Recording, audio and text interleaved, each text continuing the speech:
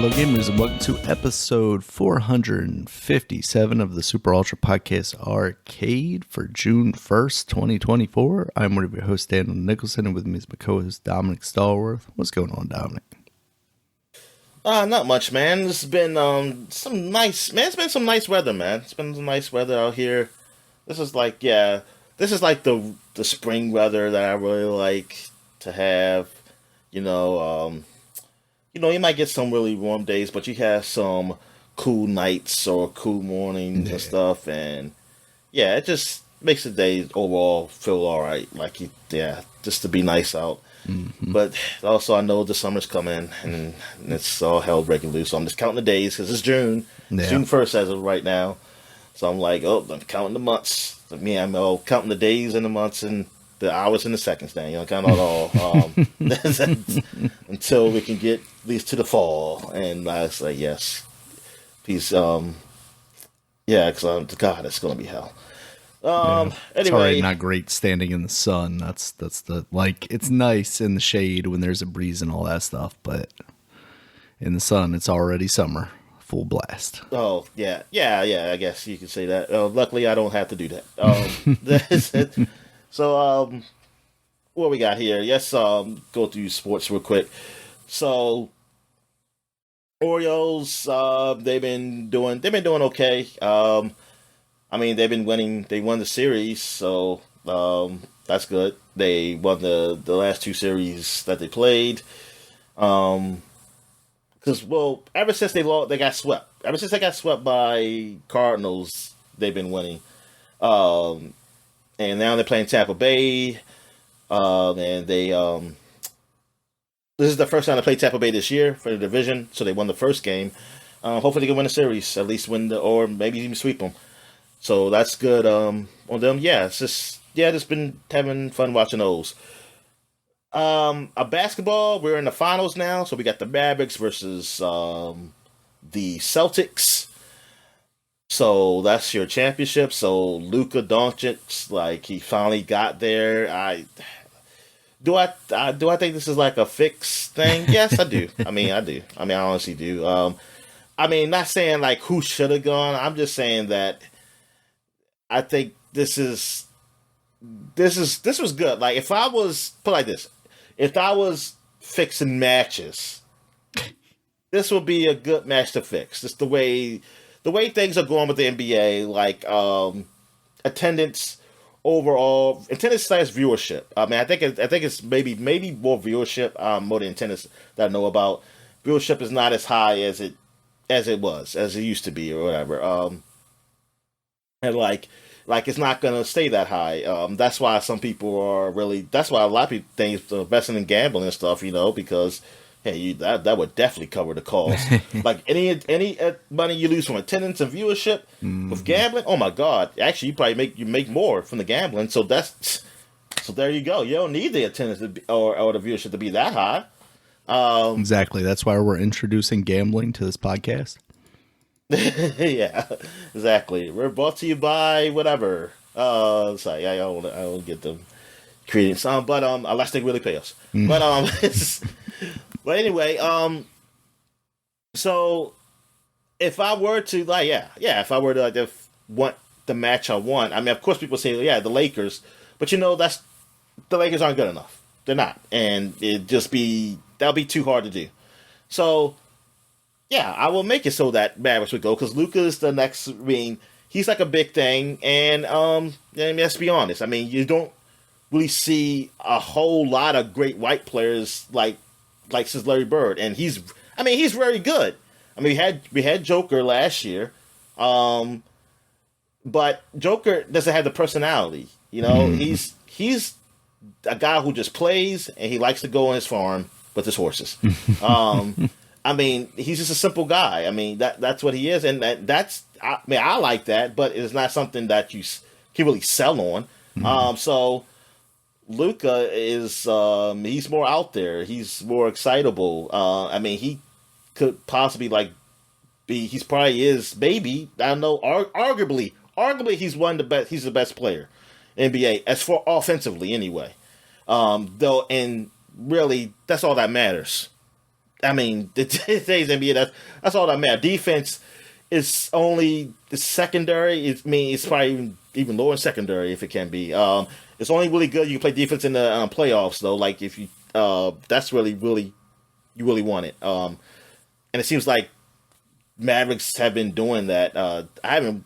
And let me be honest, I haven't watched any games, so that's why it's just half-ass sports. I'm just talking about it. But I just watching highlights and stuff, and listen to my brother talk about it. So, yeah, and then you got Boston, which is all the history of the Boston Celtics. I mean, they won the most championships, and I mean that the city of Boston, they all just in on it. And then you have a guy like Jason Tatum, who I said Jason. Wait, that's his name. Is it Jason Tatum? I think it is. I believe you're confusing him with Rhetoric Tatum. Oh, okay. Famous boxer. Yeah, but Tatum. Yeah, Tatum. I'm trying to remember his first name because for some reason it'll sound right, but I think that is his name. Yeah, Jason Tatum. I'm sorry. Yeah, I'm right. I don't know what I'm thinking. So I mean, he's a great player. He's like even talked about to be one of the best players out there. I mean, he definitely is one of the best.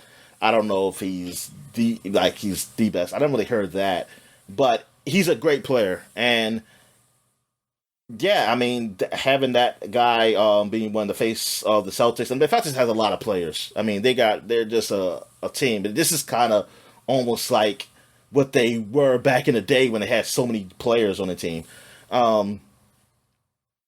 But yeah, it's great, man. I mean, this overall, this is a cool series. This is over a cool series, and yeah, I would definitely make it so like, yeah, this would be it because the Celtics, they were the best team in the league this year overall. They had the best record. The East, man, it kind of fell apart at the end. Like, the East was looking good, really competitive before, but then teams really fell off, like the 76ers, the Heat. Even though Indiana almost seemed like they got to a point where we thought they were at the beginning of the season, they just got swept by the Celtics in the East Conference Finals. So, yeah. And I'm hoping this is a good series. Hoping it's going to be a good series that people can enjoy, especially for me because this might be the last time I ever watch NBA basketball. So, yeah, I hope it turns out pretty well. Yeah, so I just see what's going to happen until next year when we get Bronny Jr., who's going to come out of nowhere that nobody ever like. A guy who averaged 4 points in a game in college, he'll come out of nowhere and just dominate the NBA. Daniel. So it's like I have no idea. It's going to be weird. It's going to be some weird years for the NBA, man. I think after this, and I hope y'all enjoy it. So, well, what else is there? Something else, much else that I would talk about. I know golf had a tournament. I heard somebody committed suicide. In golf. Really? Yeah, I was one. I thought I had seen something about a younger star passing away, but I didn't realize that was the case. Yeah, I think it's reported he did have some problem. He did drop out of the tournament, but I think for like some type of sickness or something. And I don't know how long after that. It wasn't that long after that though.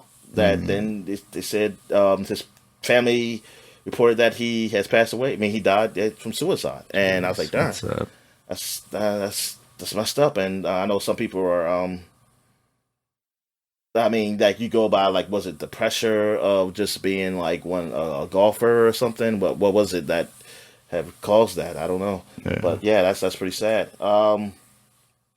He's a young dude too. Yeah, young dude. Like this ain't 30 guy that's been around.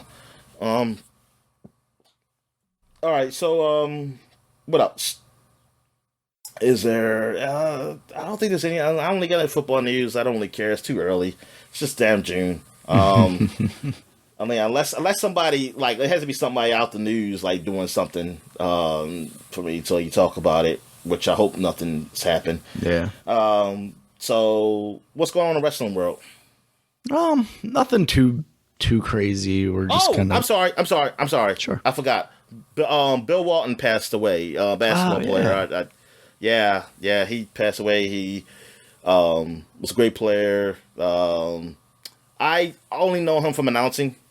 Like that's my, because by the time I was watching basketball, he had already retired, and like I didn't even know he was a basketball player until like I don't know. My dad just told me, he's like, "Hey, he used to play basketball." I said, "Oh, okay."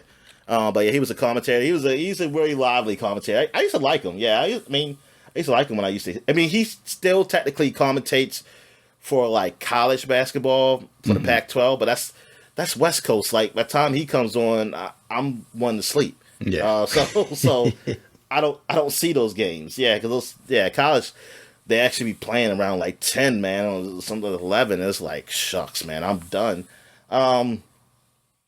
Because especially if I already watched like games earlier.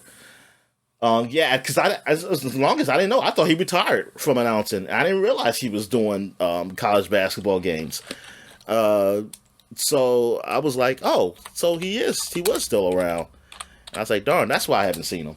But yeah, I used to watch him doing NBA games, man, back in time when Michael Jordan was playing. So I used to see him. Yeah, he was a bit known as like a hippie guy kind of guy, man, wearing tie-dye shirts and stuff. Like, he grew up in California, so he definitely was that easygoing guy. And yeah, man, it was it's pretty sad. I know his son is well, last time I seen him, he was still a coach in the NBA. I remember when his son was playing with Kobe on the Lakers. But yeah, it'd be sad. It's sad that he's gone. He died at what age did he die at? How old was he? He's in his 70s. 71. Yeah, he was 71 years old. All right. So yeah, he retired in 1988, but yeah, what was I, 3 years old? Yeah. I was not watching any basketball. All right, so what's going on in the wrestling world? All right, so last weekend was both a WWE pay-per-view and an AEW pay-per-view. The King and Queen of the Ring show from Saudi Arabia happened for WWE on Saturday, and that happened like midday. And then Double or Nothing happened for AEW on Sunday night. Sounds like both of those shows were pretty good. I haven't seen the majority of either one.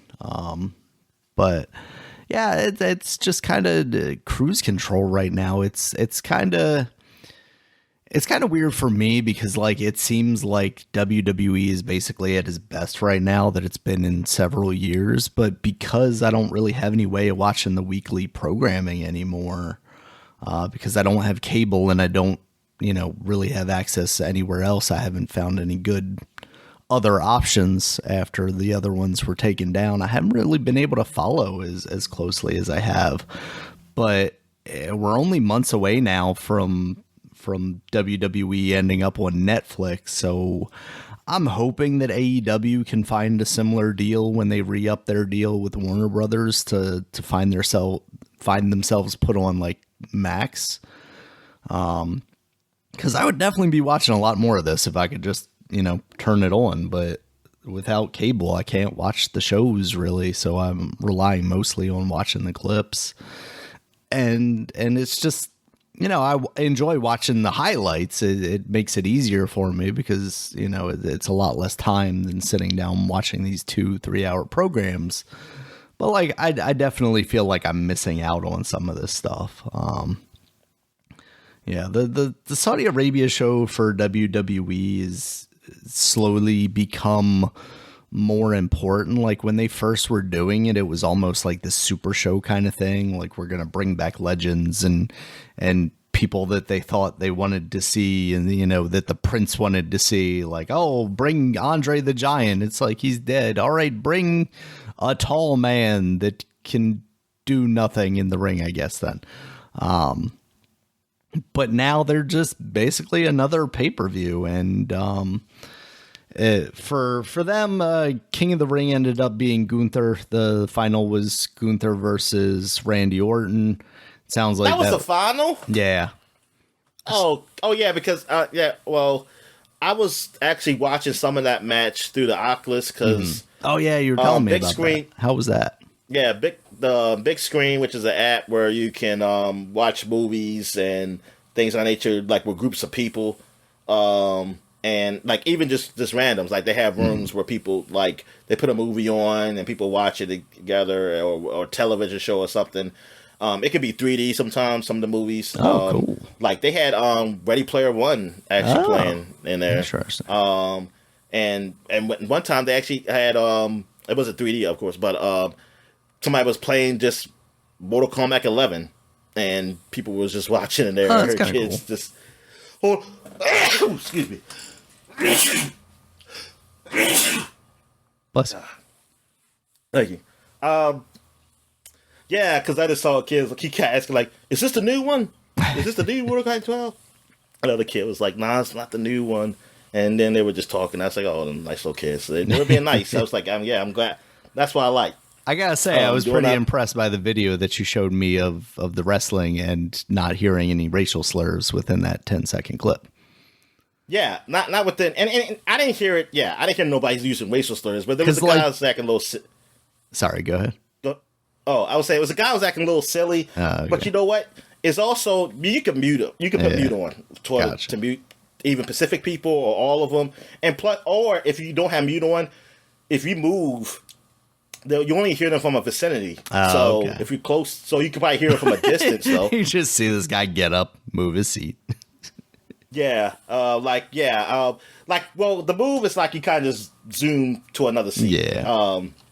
But yeah, because I was kind of moving around just to see how things were looking on that screen, and watching, yeah, because he was watching the Saudi Arabia show, and yeah, Gunther, saw Gunther, Randy Orton, I was watching some of that, and then because there was some guy, he was talking, I was a kid, and like he was saying like, he was just talking, it's wrestling, and then I heard somebody say like, would you be quiet or something, and the guy was like, it's wrestling. To say I gotta be quiet wrestling, and I was thinking to say, I wasn't gonna say nothing because I ain't talking to Not people. starting fights in the virtual world. But no, I think the kid had the right to. Yeah. I was like, he has a right to cheer on. Eventually other people ended up talking too, so I was like, I'm glad because the kid had the right to talk. Yeah. I was like, and wasn't saying what's the point of this whole thing if you're not gonna be doing that, And like you said, you can mute him if you want. You have a mute. Yeah. Because I was really going to say, man, you can just mute, dude, if you have a problem. Like, the guy, he's not, I can see him saying some, like, stuff and, like, bothering people or something, but he was just talking about it. And, like, some of the people I heard talking, like, one time when I moved to the back, I heard some people talking, because a person said, oh, that woman has her woman has her face cover up. They said, yeah, because I think they can't have the woman show their face. I don't know if that's true or I missed it because I didn't see the woman with a face cover. But yeah, and then people just but it's kind of cool that people how they just interact. You can interact with people of that nature, and then if, like I said, if there's a problem that somebody's doing, so you can mute them. Yeah, you can mute them, so that's good. And this mode, I think they turned it off because sometimes they have it where you can take out items like popcorn, act like you're eating it, or you can even throw popcorn around at people or something if you want to. But this one, I think they had it off. So I say, oh, that's smart, especially the rest of the thing, because people probably get too rowdy or something. Yeah. Although that'd be pretty funny seeing them throw like popcorn at the screen and stuff like that. Yeah. Oh, yeah. That would have been good. Like, say, boo. Yeah. But yeah, it was that was just a cool experience. I didn't watch the whole match. I just wanted to be in there for a bit just to see how it was, and because I was about to watch a movie, and I was like, I want to say, do I want to look at big screen mode? And I want to see how, big screen, whatever it's called. I said big screen mode, but the app, or do I want to use the other app, Skybox? And I was just trying to look, and then I saw that. I was like, wow, they actually got it where you can watch Peacock. People watch the wrestling. I said, that's pretty cool. I figured it out, Dominic. I just got to get a VR headset, and then I can watch weekly wrestling again. Yeah. Well, you do have a VR headset. Oh, that's true. I just got to get one that I can actually get working. Because, I had so much trouble. That's what originally started kind of like the push off of, not using it anymore, even before my daughter was born, was the cameras were like being funky, and then I was like, okay, I'll get like a USB hub, and I'll have this camera over here, and I'll like permanently set them up in places. And then like I just haven't been able to get it to function properly. It's like your play space is too small, and it's like I've set it up so it's the entire room. Like I can't move around the whole room, but like the area that I'm giving you theoretically is the whole room. Like what more do you want? I've used it in here before, just not in the same way. And then it just became like too much of a nuisance to try and get it working. That's why I like the idea of the Quest, but I also know the reality now that like I can't really take myself out of the environment in that way anymore, unless I'm doing it like, before anybody gets up or after everybody goes to sleep or something like that. Yeah.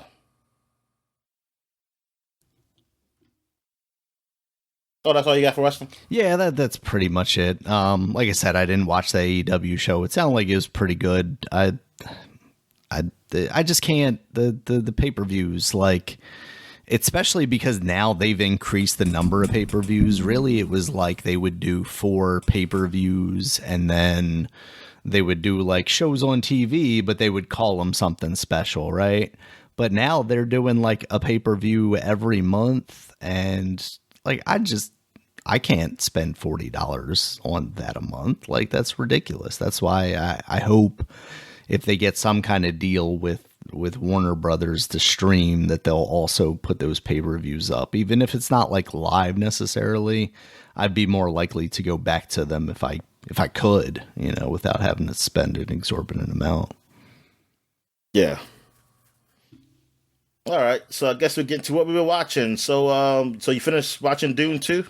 Yeah, I finished watching Dune 2. Overall, I was quite satisfied with that movie. I think it's for me at least, it's a marked improvement over the first one because things actually happened.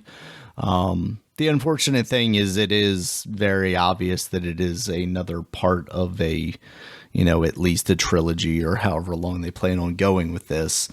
So there's like a conclusion for this movie, but there's not a conclusion. It's a cliffhanger, basically. It's setting up for the next big step. But I think overall they do a really good job. And I'll give them credit. Like now thinking back to like Dune 1, they did have like that climactic kind of fight at the end where he, what was it? Kills the leader of one of the Fremen groups and kind of... Well, I don't think he was a leader. He was just see this challenge. Oh, okay. But that's like how he becomes part of them, right? By taking that guy's spot. So they did attempt to have something climactic at the end of that movie, so it wasn't just kind of like this dull, malaise into the next movie, which won't be out for another 2 years or whatever. So as in a similar fashion, they did that. But I think overall, just tonally and pace wise, like this movie is just going full sell, nonstop from the first scene, basically. And I'm here for it. Like I definitely would like to see what happens in Dune 3. They're setting up some very interesting storylines, which obviously it's based on books people already know about, but I don't. I haven't really ever familiarized myself with Dune as a series. So like obviously the whole like there's like the white savior stuff and the like Jesus stand-in basically with him. It's interesting in this though because like it's so obvious, like they're putting it's on the nose, right? Like they're basically even saying in the thing like, oh yeah, you're talking about this prophecy, but I don't believe I don't believe in this prophecy. So I think it's an interesting way of handling that kind of stuff instead of just like everybody being on board for what's happening, and to have that kind of challenge, and almost like this reluctant leader in the case of our main character, whose name I can't think of. Dune. But yeah, his name is Dune. His name is Dune. Yes. Yeah. There is a movie, or a moment, not to spoil it, but like where he's like, It's like, oh, he said the name of the thing, and he says Dune, and it's like, oh, he did the thing. But that was like in the first movie. Yeah. You remember the guy said, my Arceus, like, the bad guy came up, was like, my Dune. Oh, so I didn't remember that, yeah. I said, oh, he said it. I said, he said it. They're just gonna have that scene for each of the movies. Yeah, but yeah, I definitely recommend it. Even like when we talked about the first one last week, being a little cooler on it, but the second one definitely is far more interesting. So I think you'll. Now he should have said. Now they gotta say Dune quite a bit. Part 1 or Part 2. That's what they should say. It's my Dune Part 1. Nah, they're leaving it for when they have the whole thing, and they're gonna make it one like 10-hour long movie, and they're just like, okay, it's just called Dune now. All right, so what have you been watching, Dominic? Let's see. Okay, so I've been watching a lot because I've been just having movies on while I'm on the PC or doing something in around the house. So I checked out Equalizer 2 finally because I haven't watched it before, and it was all right. It was pretty good. It a little spoiler alert. I mean, it kind of deals with him and his ex partners or guys he must have worked with back in the day, wherever agency he worked at or whatever. But now he's like a Lyft driver. Yeah, well, he is a Lyft driver. I think that's what the actual thing is. Now, because the first one he was working at basically Home Depot or Lowe's knockoff. Yeah, and he and then of course one of his somebody who he worked with died, and now he was trying to figure out who killed her and then go after those guys. So yeah, but overall I still enjoy it. I still like Denzel in this type of role. It's really cool. I wish he had a lot more action movies when he was younger. Yeah. But I mean, this role of playing like a guy, older guy who's retired, but they always bring him back in. It's always he can never lead the life. Yeah, it's pretty cool. I think I enjoyed it. I would say I like the first one better. But this wasn't horrible. Like I had a good time watching it. Also, I watched Taken 2. Well, I finished Taken 1 finally, and it was all right. I mean, it was fine. It was a fine action movie for what it is and stuff. Like I think I enjoyed it more when it first came out, maybe. But now I don't know. I just need a little bit more to it. I mean, this is the time of like when action movies were just action movies. You didn't really look for nothing too big on story or something you just want to get into the action. But it had to be something, like it had to be something cohesive. I mean, it had to have the motivation for killing all these people. So it did, and it did. I mean, but part 2, then I watched 2. It's just that it was just redundant. I mean, it's like, it's just people who get revenge from the first one, but it's just, it's okay. Like, I mean, there's a lot of movies like that. It's just that it's been done to death. I don't know that it's just like, I need more to it. See, with movies like I'm trying to think the name of it. Born. See, it was a story about him trying to find out, get his memories back, and Treadstone. You still didn't get the whole deal with Treadstone or something like that. Yeah. And so there, even though the second one wasn't that good, but still, I mean, I understand why there was a second one. Like it made sense. Taken. I mean, not that it's just that I don't know. It just seemed to just be there just to be there. Like it's like, hey, the first one did well. Let's just keep going. Liam Neeson's a good action actor. People like him. He's cool in that role. And let's just make another one and just figure out and say what's the story going to be? Or he gets taken now, and his daughter.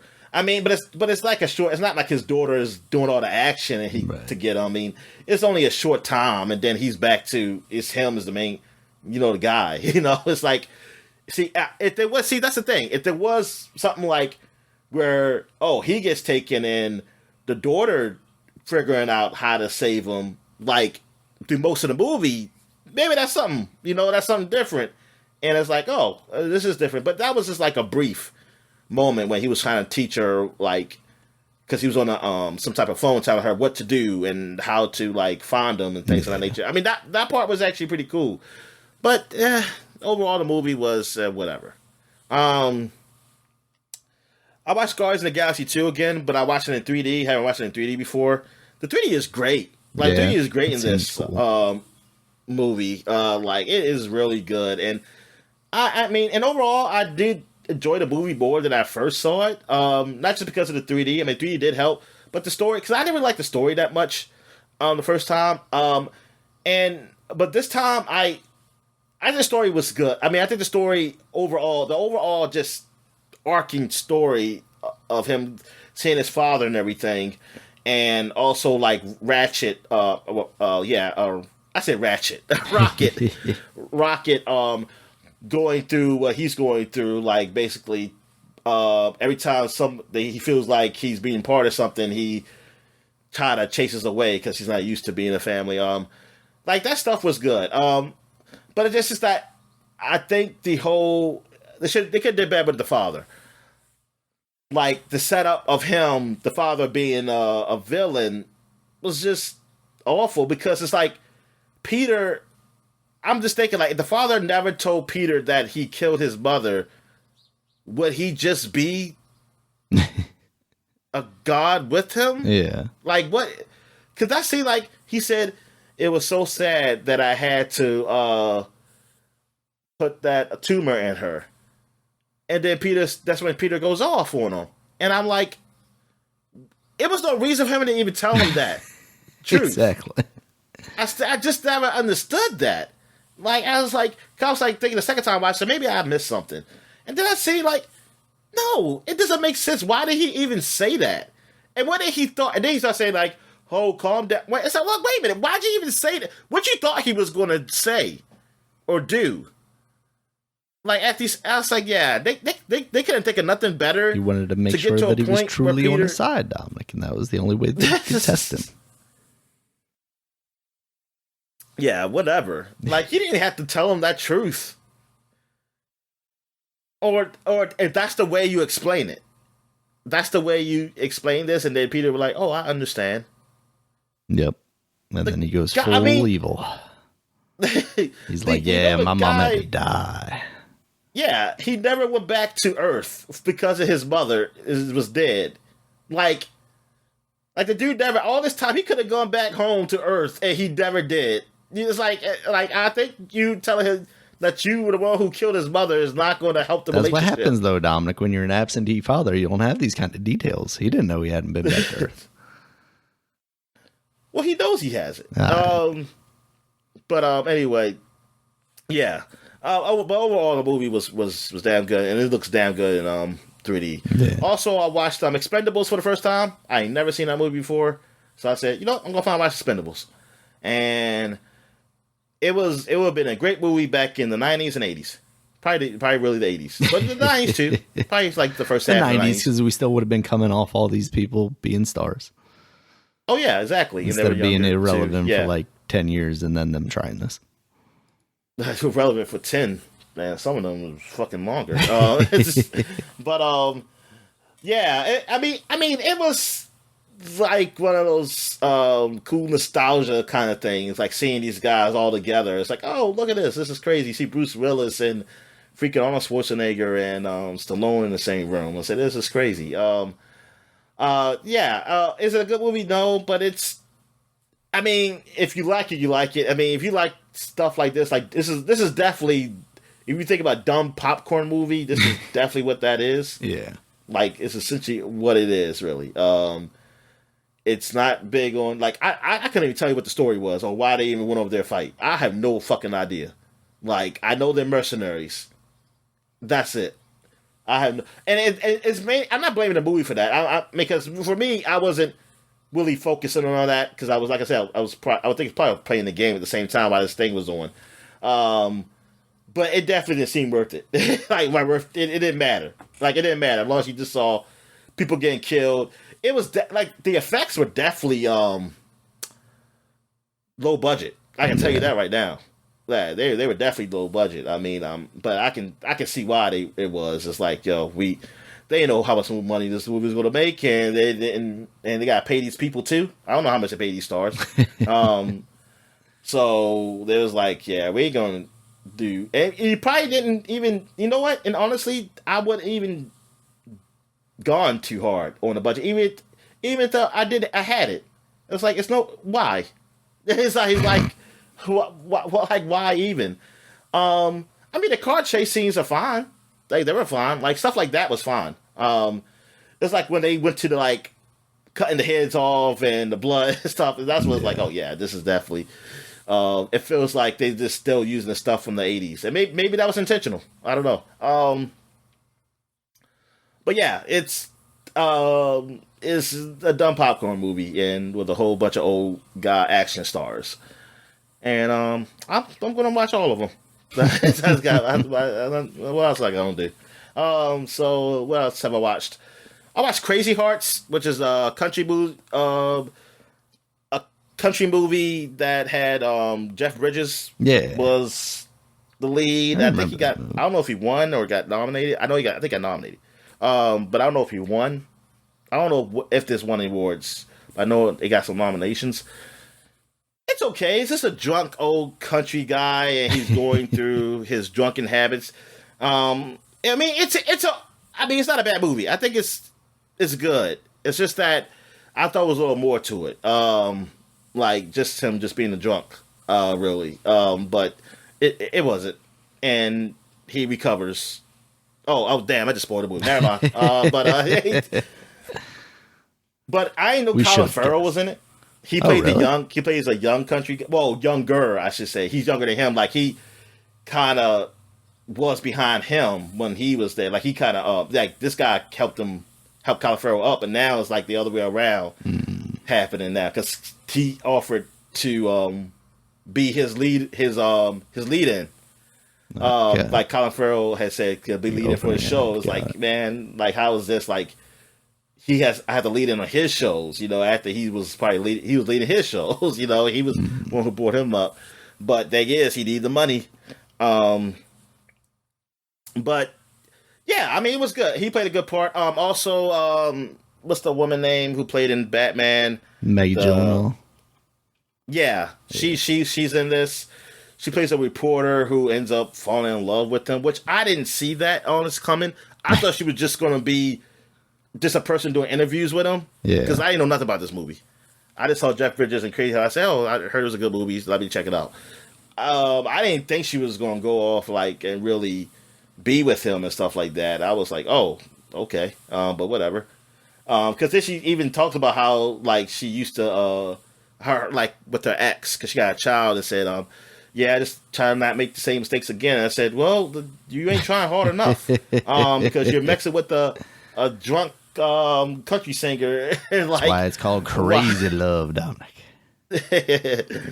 But yeah, but it's okay movie. It's okay movie. I think Jeff Bridges is really singing. It sounds like him. I think he is I think he got songs, right? I think whatever. He does have like an album or something.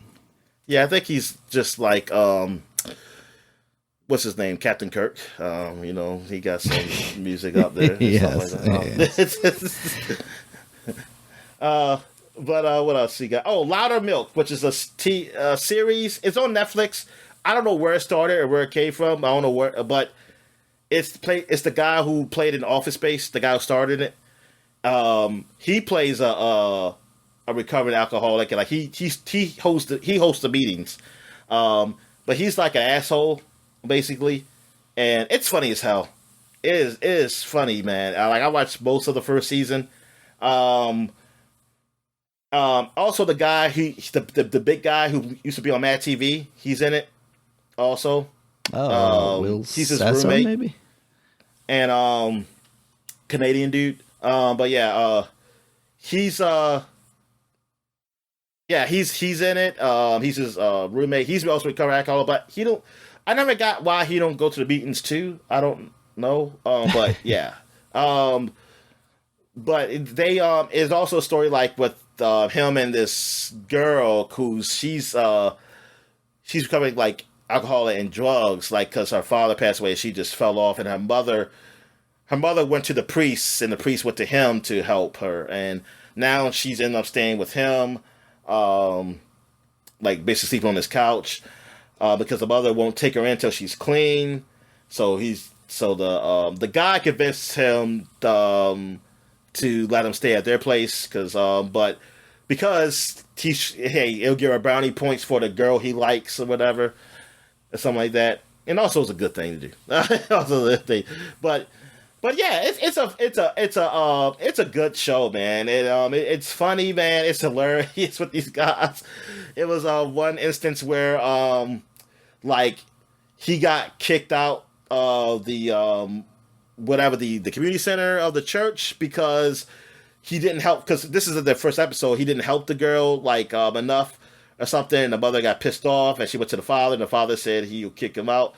So he ended up having a meeting at a like a Starbucks kind of place, and the guy was telling the story about how he was used to give BJs for drugs and stuff, and like thing is, the scene opens up kind of like that. You don't know where they at, and then you realize they're at Starbucks, and some kids were in line. This man describing himself giving like blowjobs, and then he said, and then I hit rock bottom. Was ended up being in jail. Was arguing with the dude about. I was arguing with the dude about like what's better to do is to massage the shaft or fondle the balls. It was like what? Yeah, it's a hilarious show. Like I definitely recommend it. Cause I ain't never heard of this show before. I was just looking at things to look up. And that's a lot of milk. I say, hey, that looks like the guy from Office Space, and yeah, it's funny, and it's been out for a few seasons. Oh, okay. So it's been around.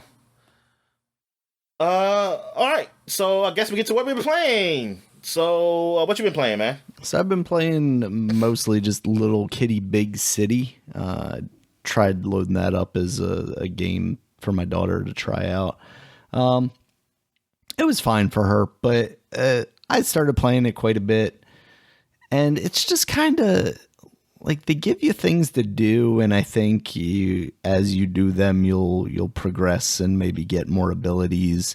You're basically this kitty who lived up in an apartment, and then you fell off the balcony, and now you're on the street level, and you're trying to make your way back up. You land on your feet? Because all cats land you on their of course feet. Land on your feet. Yeah, no, absolutely.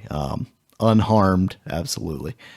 And you're talking to other animals, and they're giving you tasks to do, like collect these things or do this or do that. But for the most part, like it's not a particularly interesting world to explore. So I'm not really motivated to do those things and see more of this area. It sounds like it's a really short game, so I may, depending on like if I keep loading it up, play some more of it and may even finish it. But so far it's not really doing much for me. Graphically it looks fine. It's kind of flat looking, cartoony. It's got these weird like pink outlines on a lot of things though, and at first I wasn't sure if that was like something that was trying to push me like, oh, this is an item that you're going to interact with, but that doesn't end up seeming to be the case. It just seems like that's kind of their art style that they're going for. Controls are fine. You have a run button. You have your left and your right triggers, let you bat at things with your left and right paw, but you can't do that while moving. So like they have you go up to people because there are people in the world, and you can either like cuddle up to them, or you can bat at their feet while they're walking, and then they'll fall over, and then they'll drop bread, which you then pick up and try and lure birds that you're trying to capture. But but like you have to do this thing where you like run up to them and get in front of them and then bat them. You can't like bat while you're moving, so it feels very like kind of stunted and awkward. Overall it seems like it could be a fine game, but there's not really much there to it that's really motivating me to. It also feels very wordy, like there's no voice acting to it, and just like these characters just keep going on and on. And it's like, just tell me about how I need to go collect these shiny things, please. Don't give me this whole story about how like, oh, you're trying to trick me into getting the shiny things for you because you're a crow and you want shiny things, but you don't want me to realize that I also might want shiny things or something like that. It's really silly. So yeah, that's really what I've been playing though this week. All right. So I'm still playing Ayuden Chronicles 100 Heroes. I think I'm closer to the end than anything. I did a lot of the side quests. I basically did all the races for that almost little copy of Chocobo Racing they have. I forgot what they call it, egg racing, I guess. I finished the cooking battle. I did. I'm a little upset how it ends because I think one of these guys killed somebody, and but then at the end it's kind of just like the guy, like the ball. Well, now the boss didn't really kill anybody, but he has a syndicate, and one of the guys, the assassins, killed somebody who one of my cooks, like his mentors, and because his mentor had joined them, and then we beat the mentor, and then the mentor was like, had changed heart, say, okay, it's like, I'm going to say you're right, and they said maybe you're right, I'll need to leave the syndicate, and then this assassin guy comes and kills him, and then I have to cook. I do a cooking battle with him. At first, I thought it was going to be like a joke, like, oh, he didn't really kill him. He probably just hit him with a frying pan or something. I don't know. But it's like he's not really dead. They're just kind of being oral dramatic. But no, the guy's dead. And then after I beat the boss guy, well, no, I think you killed. Yeah, you beat him in the cook off, and the cook kills the guy. Like it goes to a black screen. Like he kills the guy. And then you fight the boss, and then after you beat the boss, you kind of convince the boss like what he was doing is wrong. He said, "You're right. I'm gonna say I'm saying now I'm gonna change the group, so we'll do cooking, but not like for this reason. Like he was using cooking a way to take over the world. I don't know how that works, but he said he's not gonna do that anymore. But I'm like, yo, this man is the leader of the guy who killed your mentor. We're just gonna be okay with this? Like we're not just gonna let him just walk out of here. I was like, I'm very confused about this story. Like, I don't know, man. It's freaking weird. But I finished that. I still haven't collected all the heroes yet because I can't. Because I had to progress through some more of the story, and some people unlock until you get really close to the end, which I'm a little disappointed in because I was like, darn, when I get close to the end of something, I don't want to unlock it. I feel like at that point, I can just go right to the end. I feel like it's got to be... I feel like I always like RPGs, like it has to be a certain point where if you get past the halfway point, where I can just do everything, and then it can just focus on the game. But it's a lot of game left. It's not like we're like, oh, I just go to this place, this dungeon, and game's over. I never liked that because I was like, I don't know, because I just want to have a point where I can just feel like I can just play through the game without having to worry about missing anything. And it's at that point is where it's like, oh, I only have one thing to do. Of course I'm not going to miss anything. It's like, that's it. This is it. And like now, because then it feels like, I don't know, it doesn't feel fulfilling to me because it feels like, why do I even care about doing this extra stuff now? If all I do, because the whole point of me is getting stronger, right? It's like, I feel like I'm already there. Like I'm already at the point right now that I'm strong enough to fight the boss. And usually the extra stuff might be harder. If it's like a boss or something that's harder or something that's not even like part of the story. Mm-hmm. I don't know. I don't know how to explain it, but it's just that I never felt. I always like in Final Fantasy VII. I never really liked that. There were some things I couldn't do until the third disc, I think. Always felt like I wanted to be able to do it before. Like I want to have more story left than just one dungeon left, like that I had to go through before I set Sephiroth, where I can do everything. I want to have I want to have the ability to do all the side quests before maybe like there's still 30% of the story left or something like that. Yeah. Not just 10%. Because you also want to feel like those side quests maybe have some effect on what could go forward, right? And yeah, I think that's really what it is. It's like because they make it like it's not going to do anything. Like as far as story, it's like now I'm just checking this thing off a list.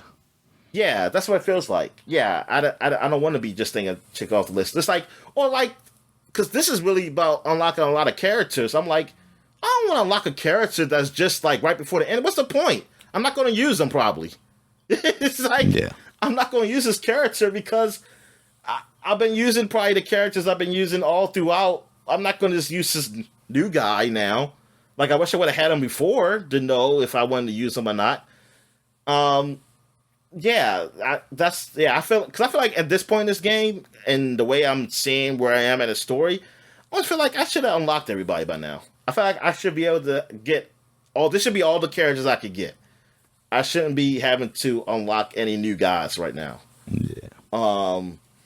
Unless they're like some super duper, they got some stats that's just ridiculous or something like that. Like that, and he's really hard to get. I don't know, but yeah, I feel like I should be at a point where I should be able to get all the characters. But and I thought I was, and I said, oh no, I said, so the things unlock. I said, come on, man, we're getting close to the end here. But anyway, but overall, this game is great. Like I'm really enjoying it. Overall, like I said, it even having voice dialogue, I'm really surprised. Also, I like the combat. The combat system is pretty good. It's like really basic, but it's cool. I like the different gameplay elements to it, like when you do the war battles, the strategy behind that, doing that, and all the side games like the Bakugan game. I said, Bakugan, Beyblade's game they have in there, the card game they have in there, the Chocobo racing stuff like that. It has a lot to this game, man. So yeah, this is one of the surprises for me personally because I wasn't really paying attention to this game. Yeah. I honestly didn't think I was going to be playing it, but yeah, it turns out it's actually pretty damn good. Also I played some Vampire Survivors. I've been playing still some more of the story mode. I finished one story. Now I'm on the third one. I think it's like 4 or 5 the characters that you can do stories with. And then I might just I'm gonna get more into the the Contra stuff, or actually I think that there's another DLC stuff that I haven't really messed with. But I think that was just unlocking weapons. Well, no, I think it was another stage. So before the Contra that I didn't do. So yeah, it's a lot of game there for that, and I've just been playing the shitload of that. Really, yeah, it's just having fun with that game, man. What weapon? It was some new weapon I tried with some bubbles that I never had done before. That it seemed pretty all right. What else I play? Oh, Humanity is finally on Xbox Game Pass. So I finished because I never did finish the tutorial from the when I was playing on PS5. PS5/PC. So I finally finished the tutorial, and I played some of the first. Did I play all the first stage? I think I did. But thing is, I didn't collect the 2. You collect these gold guys, like they're like special bonuses that you can collect. You don't have to get them. But I want to try to get him because this one guy I can't even see. I don't know where he is, but I think I know how to unlock them, and I'm just trying to figure out how to get it so the people can touch that button. So I do like the puzzles in this. It's fun. It's fun trying to figure out this stuff out. How to do it. I've got the ability for them to jump. So I say, oh, you can make people jump now, and now I got it where they can jump even higher.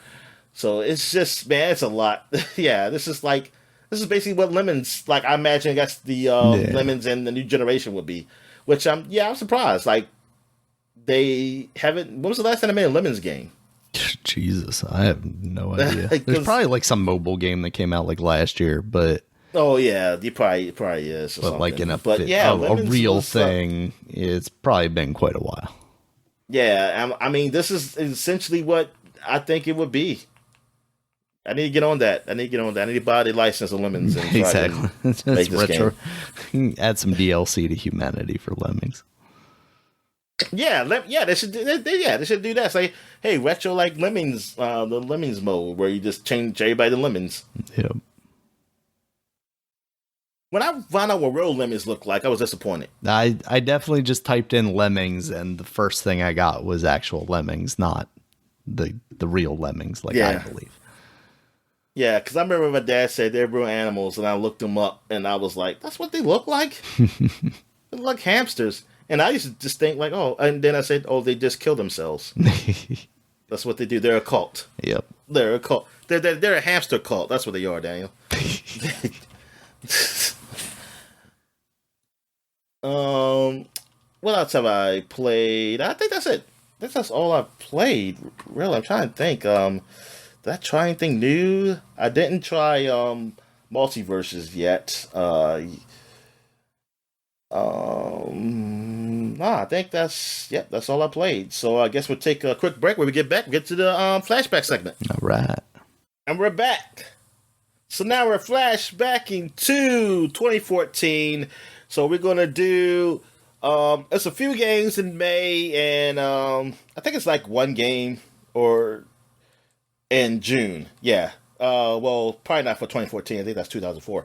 But yeah, so we're kind of finishing off May. We're trying to finish May with these games. I'm surprised I didn't just finish off last week. I don't know what I was thinking. But anyway, we got Watch Dogs came out on the 27th of May, freaking 10 years ago. It's been 10 years.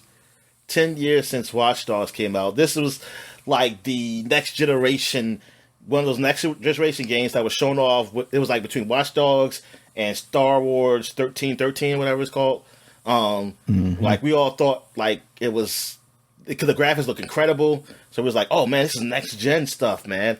And then when they got one game got canceled, and then when we finally got Watch Dogs, we was like, oh, this don't look like the game that we initially saw. I mean, it still looked good, but it wasn't that good. Maybe it looks that good now though, after 10 years.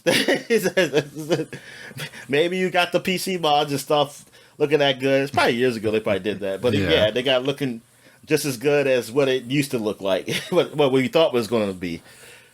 But Watch Dogs, yeah, that game took, when I finally got my hands on it,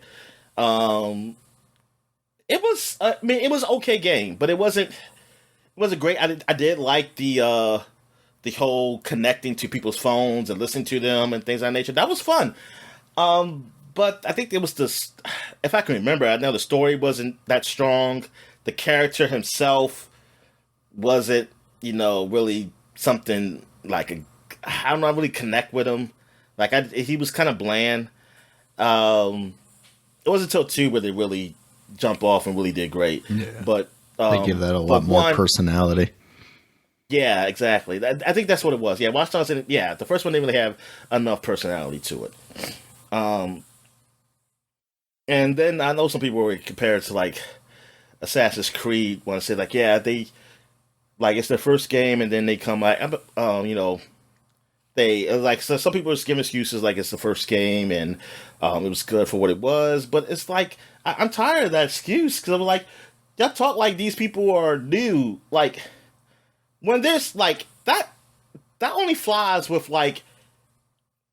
Well, are you telling me none of these people worked on games before? Like if they didn't never work on games before, or the guy who written a story before, this is the first story he ever written. Like that's the only way that excuse flies. Because other than that, I'm like, you got a whole bunch of previous stuff to look at to know what to improve on, and then what you could do. I mean, I don't know. It's like that excuse only works in certain circumstances. Yeah. Like in this one, I think you have some people, some veteran leadership there, people in that nature that, nah, I can't give you everything an excuse on. But I mean, it's a fine game. I mean, and sometimes it's not an excuse. Maybe just the product you put out there is what it is, and it wasn't horrible. It wasn't that it's horrible or anything, but it just wasn't as great as like, I mean, potentially what we thought it was going to be. Yeah. Like I was thinking game of the year contender, honestly, with that game, but it just didn't turn out to be that. Another game that came out, the Wii U had a huge game that came out, Yeah. Mario Kart 8, probably its biggest game. Honestly, I wonder what is the Wii U's biggest game. Was this the biggest game? I think on the it Wii U? might be the biggest game, yeah. Yeah, Just like it's continued on the Switch too with Deluxe. Like, just it's been insane. Oh yeah. Well, the Switch. Yeah, I know. Definitely is the biggest game there. But I just always wanted to know why did Mario Kart, just like Mario Kart 7. Well, technically, I guess it's 6 on the Wii because 7 was the DS. And I mean that sold a shitload too. Why is it that game the big seller? I Why is guess that the there's huge some seller? like there's obviously the kid friendly aspect of it, but I think like it's the most accessible game too. Like even compared to their platformers, this game is the easiest game for kids to play. So like parents buy it, plus people that just enjoy Mario Kart buy it. So I think it just has like the biggest appeal. Oh, okay. Yeah, I can see that then. Yeah. Because like, I just imagine when I was a kid, when I had a hard time with Mario. I have a hard time with Mario now. I mean, it's incredible some of the stuff that they have in there. Just like the audio acceleration helps, and then now they have like the ability for the game to basically steer for you. So it's the game that I can give my daughter, and as long as those things are on, she can confidently come in like first and second place in the easier races. So it's like, builds up some self-esteem. Yeah.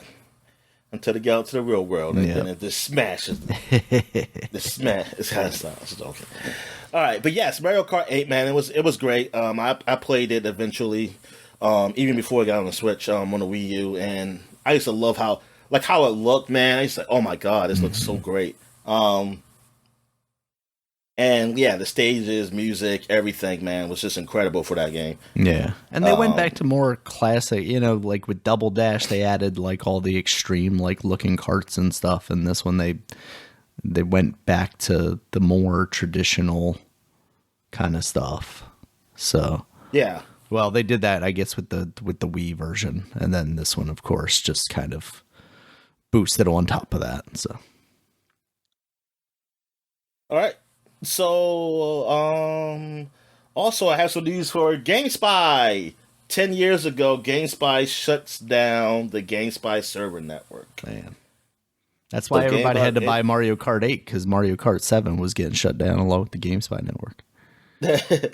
So, yeah, GameSpy was something I honestly did not know what the hell it was. Like, I used to always see it on computer games. Yeah. And like see GameSpy up there. I didn't know what that meant. I was like, is this some type of security?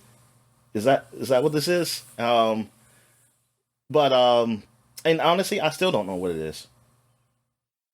It's basically like back-end software that companies use to make their stuff online a little bit easier without them having to build it out. That's why a lot of Nintendo stuff used it, because it was like, here, we built this for you, basically. GameSpy started out, I believe, as just like a website. I remember going there for like video game news and whatnot. That's what I remember. That's what I remember going there for. That's why I was very confused about what it was. Yeah, and then I think they started doing like tunneling stuff, where it was like, okay, I'll make Halo a local only game, be able to be played online if you use this like tunneling software.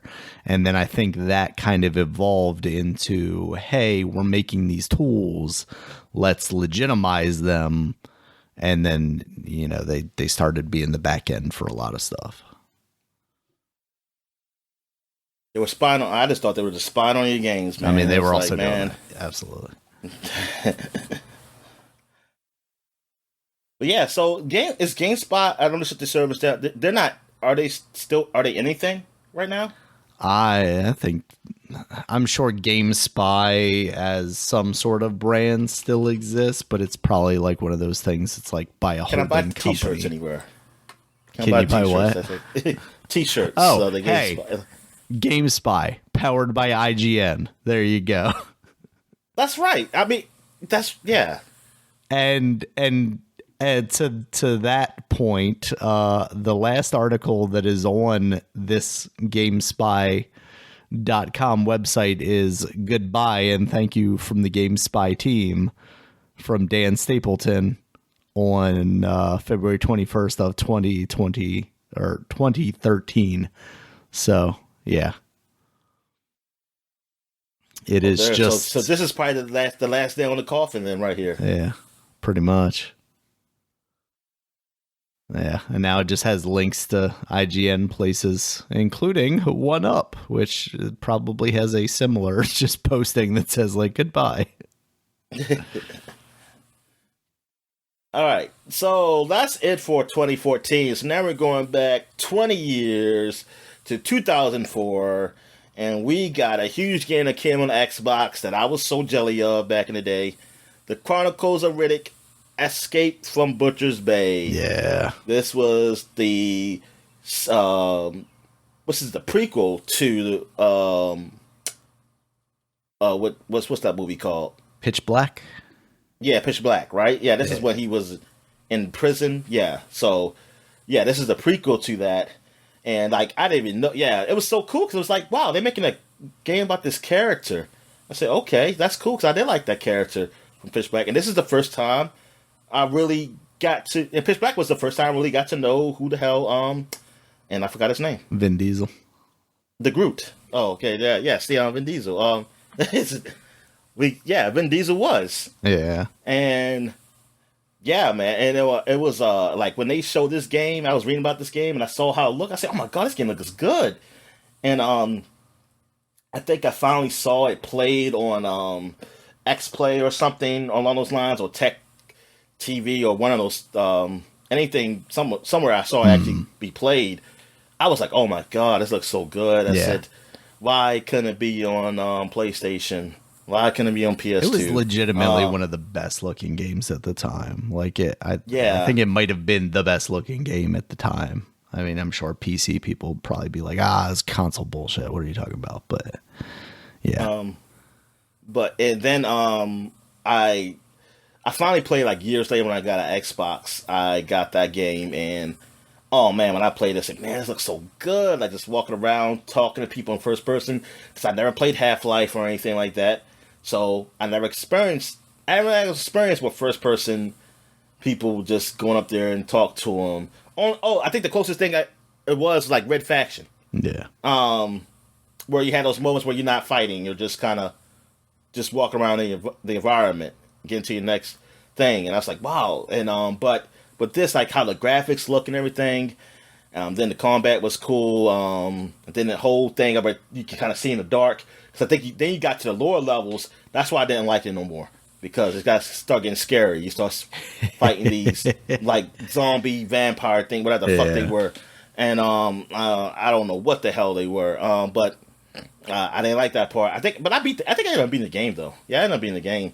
I finally got past that, man. But I was like, God, I was like, damn it. So why? I said I knew it was gonna get somewhere scary. So I was thinking like, no, see, it was not like Pitch Black because Pitch Black was scary. So at least I don't have to deal with nothing like that. But then I deal with that shit. I said, oh crap. But yeah, it was. This game was it was cool, man. And I remember we got like a lot of good reviews for well, at least I see a lot of good reviews, even though the only one I looked at was Game Informer, because that's the only magazine I was reading. But it did get it got a 90 on PC, 89 on Xbox. Yeah. For Metacritic. What a Game for gave it a 9.5. Yeah, because that's what I saw. I used to be mad. I was like, it's gotta come on PlayStation one day, and no, it didn't. Nope, it never did. But yeah, man, game was cool. Did you play it? I played some of it. I think it eventually came out on PC, right? And I think I played some of it there, but my PC struggled to play it, so I never really played too much of it. Yeah, because I'm reading this right here. It's just they even compared it to Doom 3 and Half-Life 2. And that's what now that I played all those games, yeah, especially Doom 3, like, it had that sort of look of Doom 3. Like, like, the shading of the characters and stuff like that. Definitely reminded me of Doom 3. Because I had both those games. Actually, yeah, I had both those games at the same time when I ended up getting an Xbox years later. And unfortunately, the only one I could beat was it was Riddick, because Doom 3 scared the shit out of me. Ironically enough, just the guys that do Payday now, they found what made them money, and they're just like, we'll stick with this. All right. So what else we got here? Oh, Full Spectrum Warrior was released also on Xbox. This is like a busy. Like, this was, I'm trying to remember what the date was. I think it was this the same day as Butcher's Bay? Or the same week? I forget. Maybe a week before, maybe, if anything. But, yeah, Full Spectrum Warrior was a tactics, like, action game that started out as just, like, a military, game for, soldiers to train with. Yeah. And then they had like that version, and then they have a commercial version for us. Propaganda, Dominic. Which added more story and things of that nature. I never really paid attention to it when I was younger, but I used to always see all the ads for it in magazines, and I don't know why, because I didn't even know it was like a military training game at first, and now I know, like, oh yeah, they're gonna the U.S. probably help put those damn ads in and shit like that before they can get people to either get the game or want to join the army.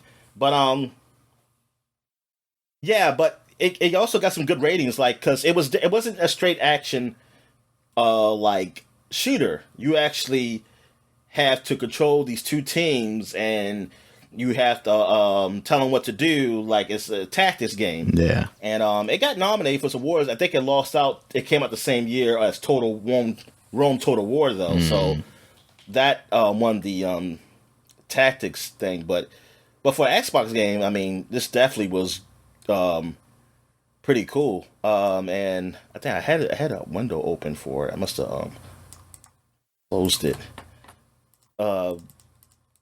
But yeah, but I remember hearing about it years later about this game, and I was like, oh, I didn't even think it was like a good game or anything, because I didn't pay attention, because it was on Xbox. It did come on PS2 eventually, but it got lower scores. I think it was 74 Metacritic, 84 for Xbox though. PC had an 80. Game for gave it 8.25. I mean, that's respectable, but it wasn't. I wasn't really thinking about it. And plus, military stuff, I like anything brown, like brown and greenish color. Yeah. I didn't care, Daniel, for that at that time. I needed something more fun, like Halo or something like that. Low more color. Shooting aliens. Yeah. Bright colors. Yeah. Yeah, or if it's like Medal of Honor. If it's gotta be like Medal of Honor. If it ain't like that, then nah. I'll do World War II. But I was like, I don't care about the current war stuff. I don't care about stuff. Yeah. Yeah, see, because I didn't like sand, Daniel. I was like Anakin Skywalker. I don't like sand. I don't care about fighting in Iraq or Afghanistan or anything. The Middle East. Yeah. No Arrakis for you. But yeah, what'd you say? No Arrakis for you either. Yeah. Yep. No. Nah, I definitely wouldn't have been. Say, forget that spice. Nah, man. I'll say we'll go to the planet where the Old Spice is. Get some Old Spice so you get there. All right. But yeah, this did get like some awards. Let me see. It's got Computer Games Magazine 2004 Best Interface Award. You got GameSpot's Most Innovative Game Prize. Yeah, because I didn't know that it played like that. Yeah, I definitely remember seeing it thinking like, oh, cool, third-person shooter. And then like the more I saw of like, oh, you just like direct the guys where to go. I was like, oh, that's kind of weird, I think. Yeah, exactly. Because, I thought it was, I thought it was a regular third-person shooter. And nope, and it's actually something a little different. And actually something more creative, actually, tell you the truth. And this is the guys, Pandemic Studios. They end up doing Mercenaries. So they went from being like real soldiers that said like, man, fuck the government. I'm going to get paid more money. I'm going to Blackwater. And that's how the Mercenary started. All right. Where we are. Where are we now? 1994. Okay, so that's it. So now we're going back 30 years, Daniel. So 1994. Sonic the Hedgehog 3 was released on Genesis. Oh. In Japan, though. See, the US version got it first. Yeah. And this is like the few times I can think of like where a big game has got released in the US first. Because we created that was Sonic, Japanese damn made. What'd you say? We created Sonic. That's us. I know. Exactly. And yeah, we use them for their development. We created that character. Yeah, and Sonic's the most American character. He really is. I mean, come on, a hedgehog. I mean, there is. I think hedgehog with attitude, even? Dominic. I think of hedgehogs in woodlands, and I think of woodlands as the American. I don't think about Japanese. We're the only woods, place that has trees. I only think of pandas. I only think about pandas in Japanese woods, Daniel, and foxes. In those in foxes because of that spirit fox, but yeah, so yeah, because it was so odd because I was like, man, what other big game that was Japanese made released in America before it released in their own darn country? Yeah, and I think Michael Jackson had something to do with that thing. It probably he had the star power to make sure it happened for us Americans first. All right, so that is it for the flashback segment as far as games. So now we're going to do covers. This is a new month. We're doing video game covers, magazines. So now we're going back to 2014, and we're starting off with Edge magazine, and we got Sunset Overdrive on the front here. Oh yeah, this is the new game for Xbox, exclusive to Xbox from Insomniac. This was huge. Just like Insomniac was like. Now a third party now. They're away from EA. And they got a deal with Microsoft to make a game for them for their Xbox newest system. And yeah, man, I was so excited for this, man. Cause I was like, oh, Sony had a whole new game and it's gonna be exclusive to Xbox. Wow. Yeah. And it looked cool. It was very colorful, man, and you're shooting these monsters and stuff. So and so it reminded me of like Ratchet and Clank, yeah, there's a lot of traversal and grinding on things, and so I was like, man, it looks neat and everything, and I didn't play the game till like years later, and it was okay, and I never did. I always kept saying I was gonna go play some more, and I never did. I never did. Went back, but you probably still played more than definitely I did. So yeah, how'd you enjoy it? I didn't end up enjoying it as much as I had kind of hoped and kind of built myself up to. I think it's a game, like you said, I'd really like to revisit it some point. But I don't know if it was just like the constant movement was maybe a little too much. But yeah, I really liked everything about the game, but there was something about it that just didn't quite click in the same way that at that point, like the Ratchet and Clank games had. Those ended up being like, those exceeded my expectations, even though I kind of had high expectations for them. That PS3 one, was incredible. And then this kind of came along and I was just like, yeah, it's all right. So what else they got up here? They got The Last of Us meets PS4, the inside story. Wait a minute, because Last of Us, it came on PS3 first. Yeah, I was going to say, that was a PS3 game, right? So this is the first time they up-resed it, and then... Yeah. God, that game really has been up-resed for every generation since it released, huh? Then you got Rez creator Tetsuya Mizuguchi on his return to video games. And reviews of Trials Fusion, Mario Kart 8, Hearthstone, Heroes of Warcraft. Oh, man. The Elder Scrolls Online, and Child of Light. Yeah. Child of Light. Oh, my God. Yeah, it's that Ubisoft RPG. And that's been releasing ever since. I keep seeing it all the time. Yeah. Like, maybe it's a sale or something. I just see it all the freaking time. What else we got here? We got Xbox Magazine. And we got Tales of the Borderlands on the front. Greed is good in Telltale's wild new adventure. Why we're over the moon about the Borderlands pre-sequel. Oh, the pre-sequel too. Yes, which it wasn't as good as the second game, but I still enjoyed it. Yeah. But the Tales of the Borderlands, one of my favorite Telltale games. I like the story. I love how it's just very. It took a lot of the stuff from the games and implemented it into it.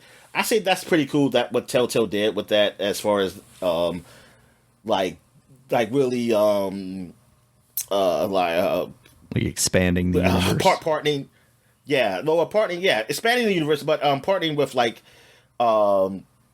Gearbox and really just taking like the elements of their game and like to really mesh it so that even though it's a Telltale game, it's point and click now mostly. Like a point and click type of game anyway. You still move around, but it feels like it also feels like Borderlands 2 at the same time. As far as the Borderlands world, I should say, it feels like you're still in the Borderlands world, like just playing it differently. And I think it's pretty cool how they did that. And it sucks that in 3 it kind of just does nothing with it. I prefer it had done nothing with the story instead of having some of the characters in there, because it kind of ruined it for me. Yeah. It kind of ruined those characters for me. And there's only these two. I don't see the women in there in the 3, unless they're in the DLC. Is only the 2 male characters who I see, and it kind of, I don't know, I don't like it, because I'm like, wait a minute, in my story he was with this other woman, so what happened? Did they break up? Is she alive? Sounds like they should have got some of those writers from the Telltale games that probably got fired and lost their jobs and hired them for Borderlands 3. All right, so what else we have here? We have Farewell BioShock, our take on the series' bittersweet final chapter. Not the final chapter, Dominic. We're going to hear more about BioShock this year. Maybe. All right. Alien Isolation is the scariest game on Xbox. Pretty intense. Question mark? It was. It was pretty damn scary. I'm actually scared more of those freaking pan-faced freaking robots. Yeah. God darn. They did a good job of balancing that game by using them. Got, man. What'd you say? I said they did a good job balancing that game, because you don't constantly see the aliens, so they use those robots as just like these kind of stand-ins to fill out the fear, basically. Hyper Life Drifter, Zelda beats Mizuzaki in an action RPG. Then you have The Crew, which you can't play that game anymore, I don't think. No, I don't think so. Race coast to coast with your friends. Play 2 anymore. Or is it just one that they took down? Man, yeah, the servers are done. I remember some guys were complaining about that, and I'm like, yeah, you should let the game still be on for those 2 people. Gear up on Xbox One with accessories to buy and which to avoid. Some people will say the console itself. No. Batman is back. 10-page blog, Rocksteady's triumphant return. The last great hurrah. I said it. I don't know what a Suicide Squad is. All right, so what else we got here? Let's go to another next magazine cover. We got the last one for 2014, Game Informer. And we got Call of Duty Advanced Warfare, a new era of combat. Look at this long cover. This is when now we're finally, Actually, what? Wait a minute. Was this the first one with jetpacks? I don't remember because like Black Ops 3 was futuristic stuff, but I don't That remember. came out after. Did it? Didn't that come out after this? I can't remember. Yeah. Because the first game of the new generation was I mean, Black Ops 3 was technically 2015. It was cross gen. It was Ghosts. And, right, yeah. Yeah, and I don't think Ghosts had jetpacks, so No. I think this might be. They had dolphin dives. Would be the first one. Oh, you said who dives? They had dolphin dives. Oh, dolphin dives. Oh, dolphin dives. Oh, okay. But yeah, so yeah, this is when they're finally going like a little futuristic here, man. And there was like, and then some people were there. They were upset. Some people were upset, like, no, I want boots on the ground. Even though, I want something different. Cybernetic boots on the ground. I liked it. I liked the whole jump pack stuff, man. I mean, especially with Titanfall. Yeah. What was the like space one? The one with Kevin Spacey? Yeah. Or or the one you bought. Or the one you bought. The one I bought. Infinite. Infinite, that's what it is. Okay. Infinite Warfare. Is this the one with Kevin Spacey? I don't think so. Is it banned? Spacey. Is that game banned? Because of Kevin? That's going to be the one that they don't do backwards compatibility on. Yeah, you're right. It's Advanced Warfare, so it is this one. Look, you can watch 25 and a half minutes of all Kevin Spacey scenes from Call of Duty Advanced Warfare in 4K. Oh, shit, Dominic. In 2017, there was a new patch that replaced Kevin Spacey. God damn it, that's hard drive. Oh. Which does the fake, like, onion stuff for technology. I knew as soon as I saw the picture, which was Tom Hanks, I was like, that didn't happen. But that should have happened. That would have been great. He's another country guy. He's a southern guy. He got a southern accent. Exactly. Let him just do that southern accent that he did in the Elvis movie. Which apparently was very bad. Wait a minute, what movie was that one about? The Elvis movie. He played Elvis, the Colonel or whatever. Or the one he did with the Wayans brother. What was that one called? When it was breaking into somebody's house. Oh, what is that called? I've never seen that movie. I don't think I have either. I can explicitly remember it though, but I can't think of the name. Yeah, I can remember it because the commercial. I've seen the commercial like a billion times. Yeah. I remember the basement. The Lady Killers, that's what it was. Lady Killers, yeah. This is a Coen Brothers movie. That's the next movie you got to watch, Dominic. Yeah, I know. Yeah, maybe I'll actually watch it. All right. So what else we have here? That's it for 2014. So now we're going back 20 years, 2004. We got the unofficial PlayStation magazine. We got Dante on the front from Devil May Cry 3, Young Dante. So this is the prequel to Devil May Cry 1 and 2. Now, I was very excited for this game because I heard like, yeah, they're not going to do the things they did in 2. And thing is, I think because I saw the bad reviews on 2, I didn't even bother playing it. Yeah. Really, at the time. So, I definitely was going to buy it.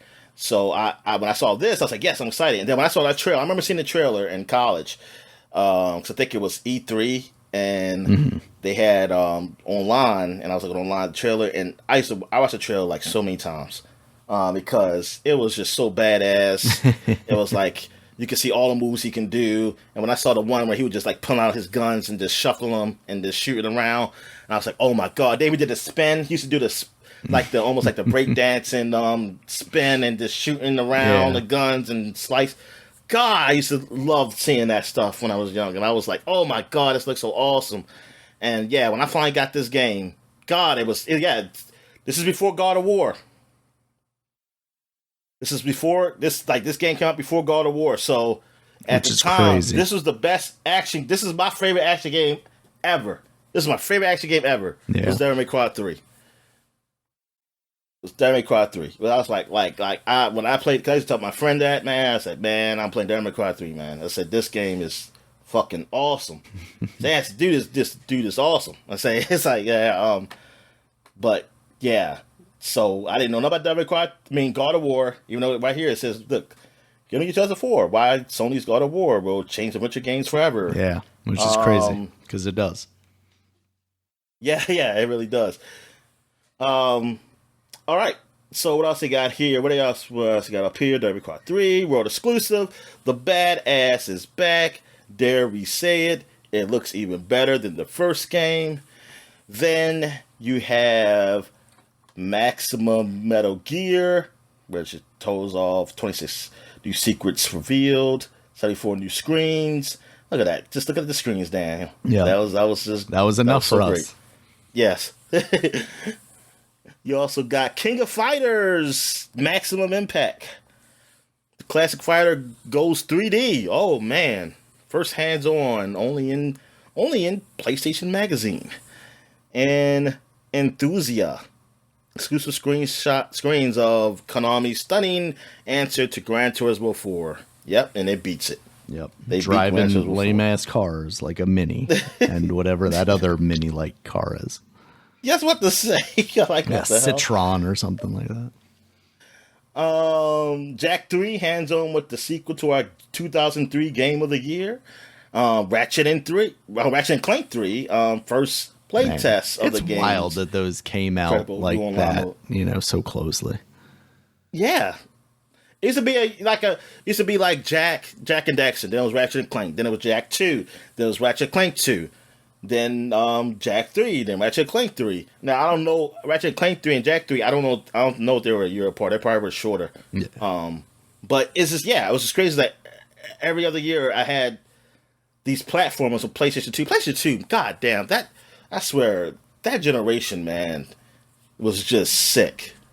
It was fucking sick. It was packed, and it had so much diversity, too. Like, it covered all the spectrums, basically. You had your RPGs, you had your platformers, you had your weird, obscure Japanese games, you had your music games with, like, Rock Band, stuff like that. Or not Rock Band, but Guitar Hero. You basically had everything. And I mean, then you had those music, like, the obscure game. Well, I guess Rez is like music obscure. Yeah. And then of course Grand Theft Auto. I mean, yeah, oh my god, yeah.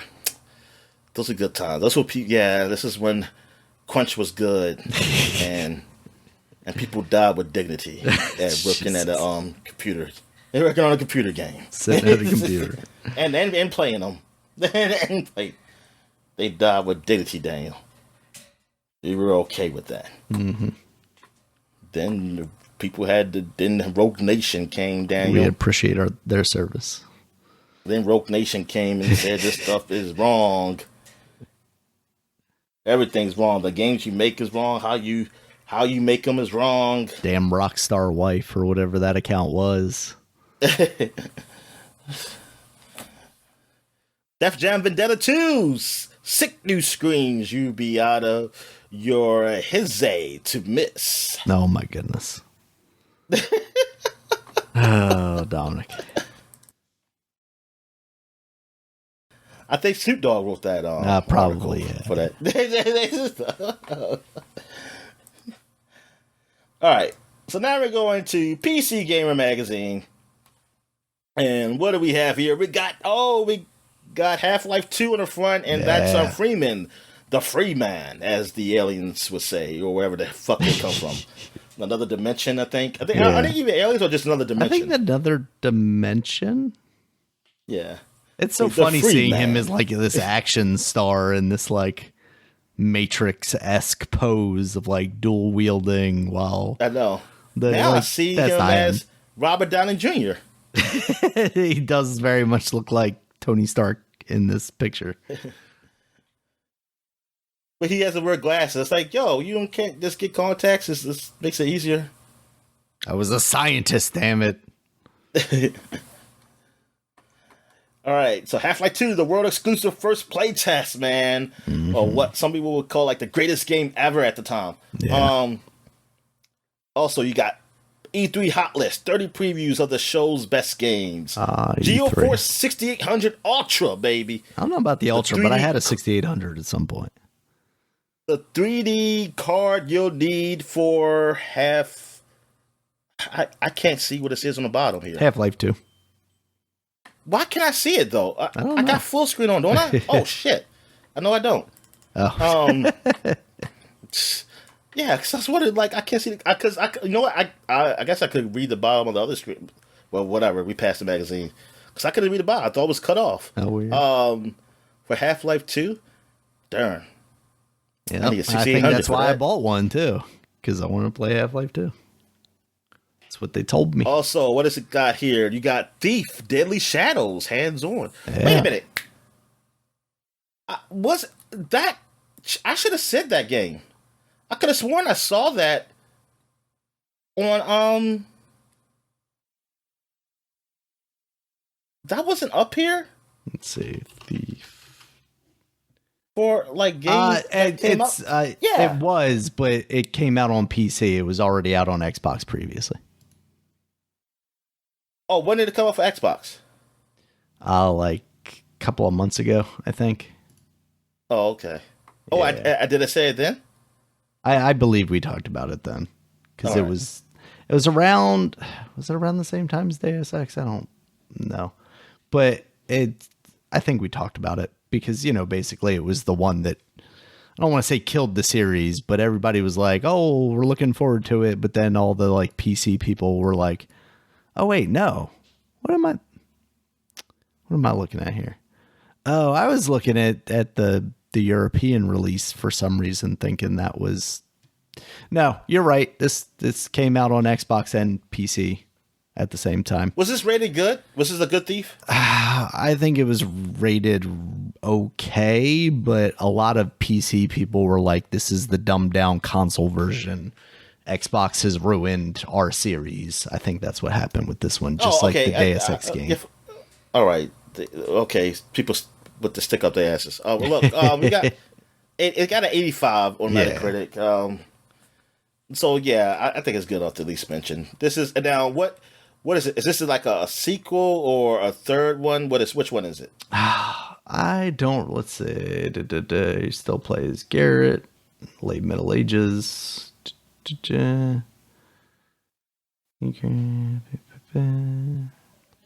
the third one. Okay. Yeah, because Thief came out in 1998. I remember that because a guy in middle school, because he was like, "Yeah, I'm gonna play this game, Thief, man. This is definitely a real stealth game, man. You will have shadows and stuff." And I didn't have PC, so I didn't care. So I was like, "Is it on PlayStation?" He said, "No, it's on PC." I said, "I don't care." Then Thief 2 came out in 2000. Yeah, I played the demo of that a lot. Because I had like a demo disc metal or something age. for it. Oh, that's what heavy metal music or something like that. Yeah. And Thief Deadly Shadows came out 2004. Then we had a long space until Thief 2014 came out. That's a series I would like to see return eventually, but I don't even know like who owns that at this point. Wow, so it was 10 years. So 10 years later, Thief 24. The Thief came out. So we're going to get a new Thief game this year, Dominic. Like, that's IDOS, and like, who owns IDOS? Is it still Square Enix, or did they get split back off? I can't remember how that I thought they got rid of them with Tomb Raider in there. That's what I thought, but I couldn't remember completely. All right, what was I looking at here? The PC Gamer magazine. Okay, what they got here? They reviewed Far Cry, Unreal Tournament 2004, Battlefield Vietnam. Yeah. And flashbacks, Daniel. Yeah, flashbacks. All right. What else we have here? We got Game Informer. Mm-hmm. And we got 2 covers for Game Informer. Man, I was so happy to get this magazine. I cried when I saw this in the mailbox, because I was like, oh my god, it's a Grand Theft Auto. Which cover did you San get? Andreas. It's another one coming out. Like, I think the first time I ever seen anything about Grand Theft Auto was in GameStop, because they had those like empty cases showing like another Grand Theft Auto coming out or something like that. Man. And that's what I saw. I was like, I'm trying to think. I think I went to see I went to see Spider-Man 2. And we were just walking around Rundle Mills before the movie. And then went to GameStop, and I think that's where I did purchase my MVP baseball and shit that year. I saw the box. It said Grand Theft Auto San Andreas. I was like, what the heck? I said, what is this? And yeah, man, I shucks. And then this magazine came. I was like, oh my goodness, just looking at the screens of this stuff, seeing that you're playing as a black dude, and it take place in the 90s. Yeah. I said, oh my God, this is a dream. I said, this is, oh my God, this is so awesome.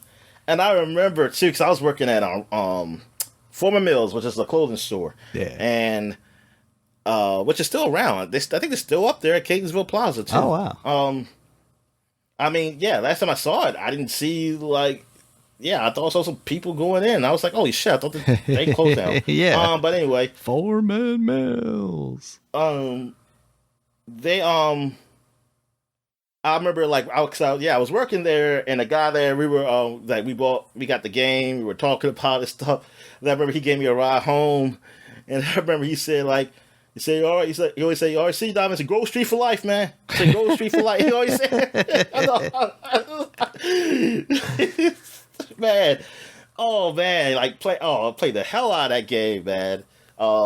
Shit, this is because now I didn't have school, so I mean I still had to work though. I mean I worked then, but I had more time though. Time like school. I didn't have to cut school like I did for Vice City. So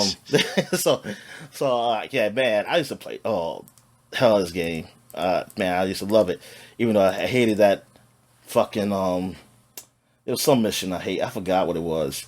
So I keep thinking about Vice City's helicopter mission, but I know that's not it. It was something else though in this game that was so freaking frustrating. But this being so huge, like a huge state, and going everywhere, and then going to the woods and stuff and things. Oh my goodness, it was wild.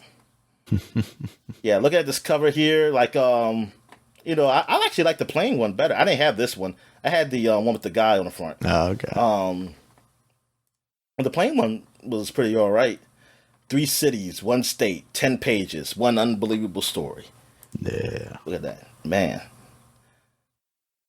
Grand Theft Auto. And what they got up top here, they got Prince of Persia 2, the sequel. That's the Warrior to that Within. great game. That's when they added the butt rock. Yeah. Then it has Destroy All Humans. I loved that game. Loved it, man. It was so cool killing humans. And Tony Hawk's Underground 2. And they got Time Splitters 3, which is the best Time Splitters because it actually has a story. And Vin Diesel. And Vin Diesel look dude on the front. That's a game that needs to be come back, man. Or at least make it easy to available. Damn it. Yeah. All right.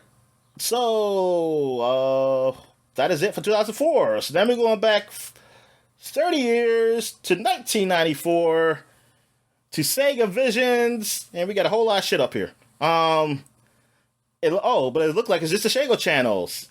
Look, it says stop just watching TV, Daniel. Oh man, can I interact with the TV now? The Sega channel is here, man. So yes, I used to be so jealous of a dude because he had it too for cable, and I was just like, man, he's always because every time I used to see the commercial for the Sega channel, I used to ask my mom, I was like, come on, get Sega channel so I can just play all these games. I said, no, it's too expensive. I wonder how much it cost. It was $5 a year, but back then, nowadays, that is equal to $10,000 a year. Yeah.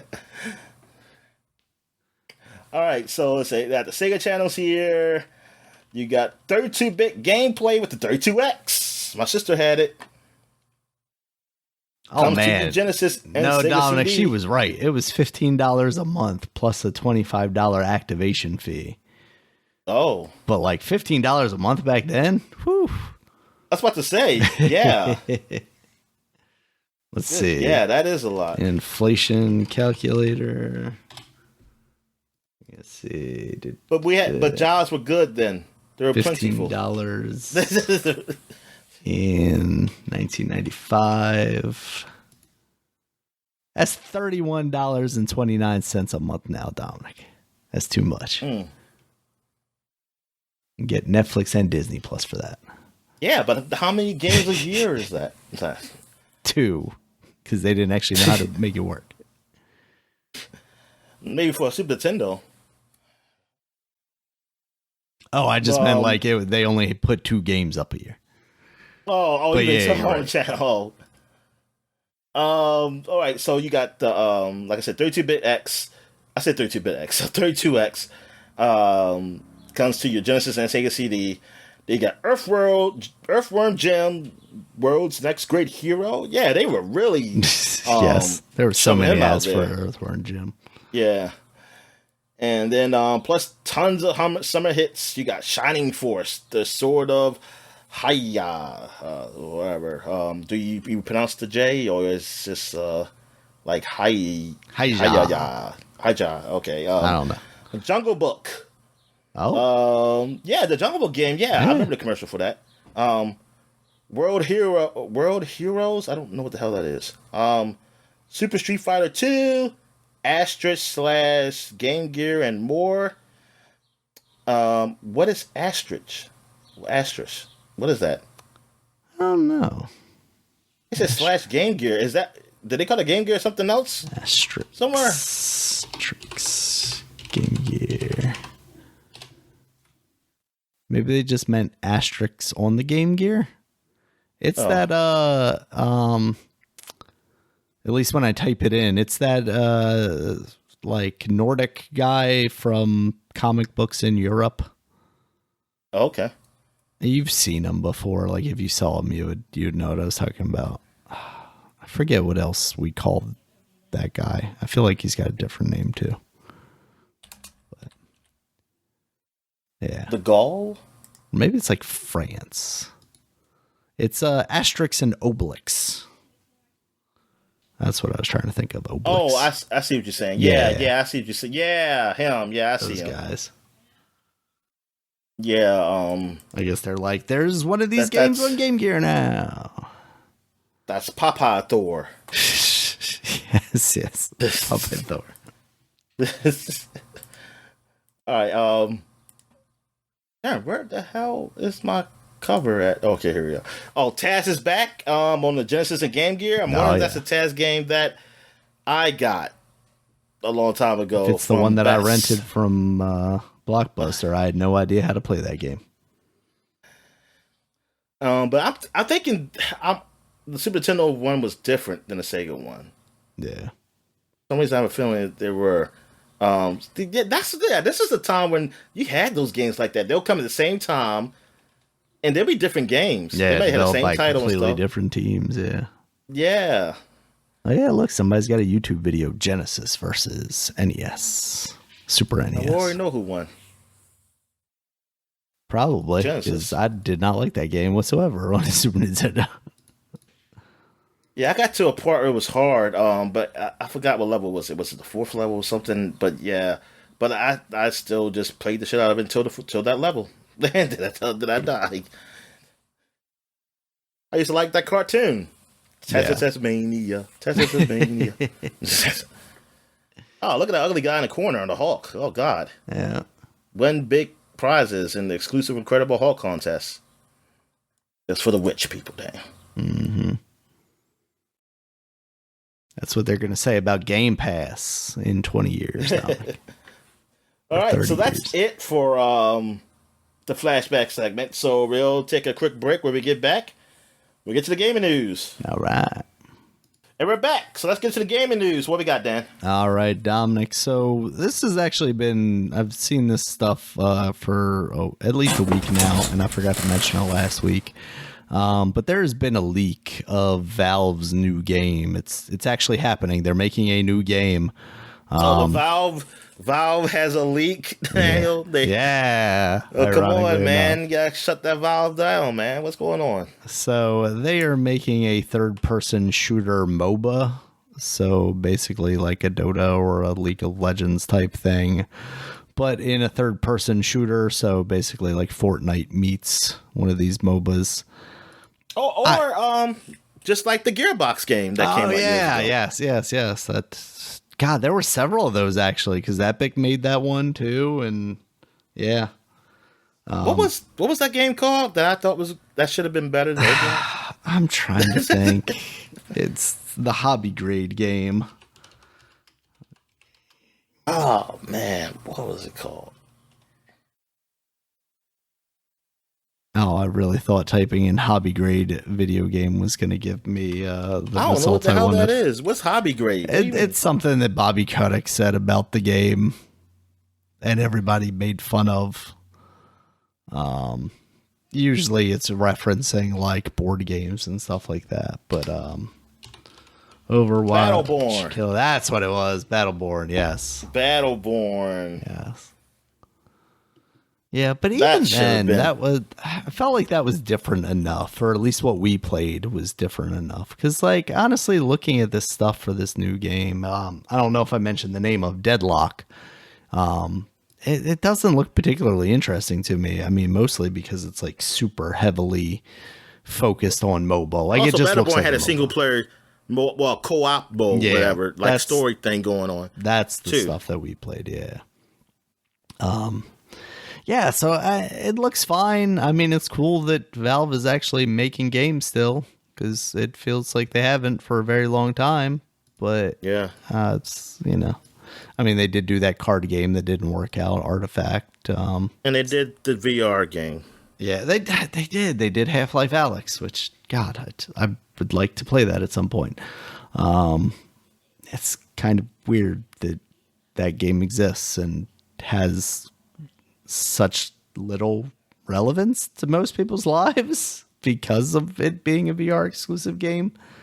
Mm-hmm. I wonder if they've released that game as a non-VR game. I mean, obviously there are like mods where you can sort of play it in that way. Like, I wonder if it has the same significance. Is it still a good game without the gimmick of it being a VR title where you can, you know, grab things and pick them up and interact with the world in the same way?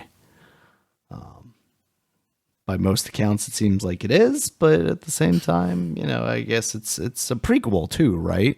Or is it? Does it come after? I don't remember. I feel like was it in between? Was it like in between maybe some events? Maybe that's what it was, because I think it's before, you know, what happens to her father in episode 2. But yeah, I want to live in a different timeline, Dominic, where that game is more culturally significant than it is. But yeah, so this Deadlock game, do you have any interest in it? If it's free to play, would you give it a try?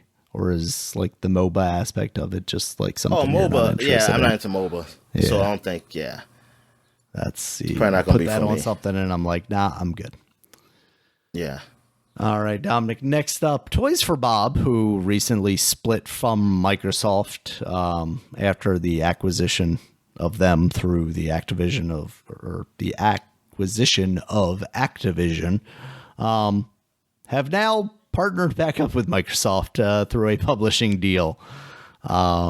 So they are working on something new. They said they're very early into development, so you may not hear from them for a while. If you go to their website right now, there's just a tiki mask. So like some people have speculated that it's going to be a new Crash Bandicoot. We just saw a new Crash Bandicoot. I feel like there are other things that they could mine there. I've seen a lot of speculation lean towards a new Spyro game because, you know, that's their other big property. I've also heard a lot of people saying that they would like to see them make a prototype game. You want to see a prototype game? Okay. A lot of people have said, you know, Banjo-Kazooie. I think they would be a fantastic developer for a new Banjo-Kazooie game if Microsoft could make that happen. I feel like that would be weird just because they allowed them to split off. Like, if you were going to let them make a Banjo-Kazooie game anyway, why wouldn't you try and keep them under your umbrella? Yeah. But I don't know, the level of business decisions that they're making at that company at that high level, like maybe I just can't comprehend them. I don't know. If it stopped them from being closed, I am happy with the way these things went. You know, if it gives Toys for Bob the independence that they felt like they needed, I am glad. I just want those developers to keep making games because they've proven that they can make some. Keep making some Toys for Bob, man. Keep Bob happy. Yep. All right, Dominic. Sony has basically said that they're going to continue to hold back their PC ports of their single player games, but they will have their live service games launch day one. That basically makes sense. You're looking for, you know, as large an audience as possible for live service games so that you can get your hooks into people and then, you know, milk the cow from there basically. So that makes sense. I'd like to see us get to a point where we're seeing those single player games sooner. But I just don't know how realistic that is with whatever position Sony sees themselves in the consoles. I think they like the idea of basically double dipping, and that's kind of a thing we've heard from Rockstar as well, you know, because we haven't heard about a Grand Theft Auto 6 port for PC yet, and it seems like that may not come at the same time as the console versions of that game, and it's mostly because they just want people to buy it twice. Like, there's no other reason you don't put the resources into making that game available. No other reason on PC the first day it's out, and that kind of sucks because it makes the PC look like kind of like a market to be used, basically, you know, instead of just an equal standing with the consoles. So that's disappointing. In other Sony news, they did announce and have a Sony State of Play on the, what was it, the 30th they had it? Almost the last day of the month. Basically, they squeaked it in right at the end to keep all those leakers from being wrong, which it was kind of amusing watching that whole thing go down because Jeff Grubb, one of the guys that said that there was going to be a Sony State of Play or showcase, he wasn't sure, but some kind of Sony presentation in the month of May. And like, as we got closer to the end of the month, people on the gaming leaks and rumors subreddit were just like turning on him. They were like, if they don't have a State of Play, we're going to knock him down in tier listing. Cause they actually have on each post on that subreddit, like whether the person that is providing that information is like an S tier, an A tier, you know, top tier leaker or not. Like, there's one person that's been leaking a lot of Sega stuff, and more recently some more Nintendo stuff. Midori on Twitter, they're like top tier. Anything they say can be believed without any doubt. And they're actually talking about a new Zelda game right now, which could be interesting. Okay. There was a lot of speculation because the speculation that it would be from the same team that did the Link's Awakening HD. So some people were speculating that it could be like an Oracle of Ages, Oracle of Seasons remaster or remake, I guess. But they said that that seems like that's not going to be the case. So now people are saying, oh, maybe Minish Cap. Honestly, I think any of those style games I would love to see get a fresh coat of paint. I would like to see it run better than Link's Awakening, though, because again, it's so disappointing that to see one of my favorite games be remastered like that and then just not have the hardware to support it. I really hope the Switch 2 has some kind of capabilities of running games from the Switch at a higher frame rate just to make that game a little more playable. Anyway, so yeah, all that aside, we did in fact get a State of Play. I think they announced that there were going to be 14 games, and that's probably what I have listed here. It kicked off with Concord, which is a new game from their studio Firewalk. This looks, it was basically like a CG trailer getting you used to these characters.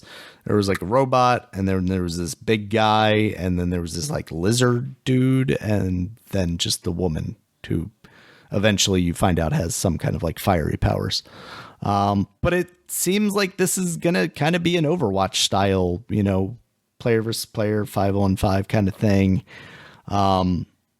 Which seemed fine, except for the fact that like later on in the show, you also get shown the Marvel Rivals game, which is also just one of those. So there's kind of like this weird disconnect. And maybe I was going to say it's not weird when we see like multiple platformers or multiple action games, but I guess it's because it's a live service game, right? So like there's a finite number of video game players. And if some of them are going to be playing Marvel Rivals, then it's far less likely that they're also going to be playing Concord or Overwatch or what have you. So I guess that's why that feels more awkward to me. Yeah. What did you think of this game, Dominic? Yeah, it's not a game for me because I don't even play Overwatch, and now that it's been a while. I have it. Yeah. It's free to play. It's free to play now. So, but it's been a while since we actively played that game. Yeah. But yeah. So I don't really play it, and so it really has no interest for me. Like I said, I'm happy. Like Sony's doing another first-person shooter, but it's too similar to games that are out there. That what can this game do to differentiate itself? Yeah. From those, like now, I'm seeing now. Are they going to have some type of story mode with this? Because this is like I told you, I don't know if it's free to play or not. And if it's not, it's got to be a story to this mode. Yeah. There's got to be a story mode to this. Now, if it's story mode and it's all right, then cool. Because hell, we didn't get one for Overwatch, at least not soon. The one they had, they pretty much scrapped. So. Maybe they'll have something with this one. Maybe there'll actually be a legitimate story with this game that you can do it, or like some type of co-op mode, like a cooperative mode where you're not just player. It's not just only like player environments. Like it's actually something more there to it. But we'll see. But yeah, I'm curious. Like, what can they do to get into this space? Yeah. And survive it. Absolutely. With these other games that are free to play. Mm-hmm. And have a easier chance of hooking an audience and growing it from there. Yeah, absolutely.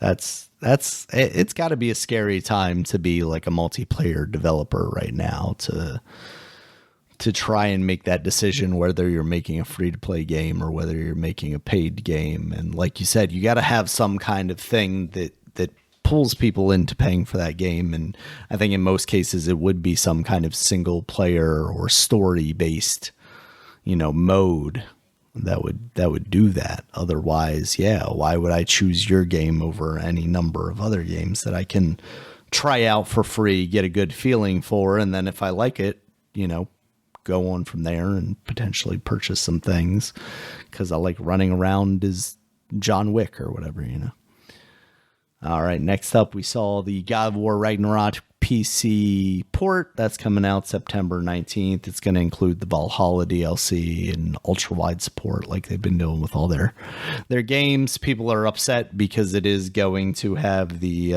PlayStation Network stuff built into that, which I understand, especially it being a single-player game. At the same time, I don't hate the idea of being able to get trophies while playing the game on PC, if that's a thing. So, I don't know. Yeah, I'm sure it will be good. Hopefully it runs well and, get more people playing that game. So that's works for me. Next up, Dominic, this one was your game of the show, I believe, from talking to you. Dynasty Warriors Origins. That's coming out in 2025. We're going to finally find out where Lobu comes from. All right. So next up, Dominic, was Dynasty Warriors Origins. That's coming out in 2025. I think this is your game of the show, right? Yeah. You said Lobu. Lobu. Yeah. The guy who's like the ultimate fighter. We're going to finally find out where he's come from Yeah. I heard you. Because I was looking at something.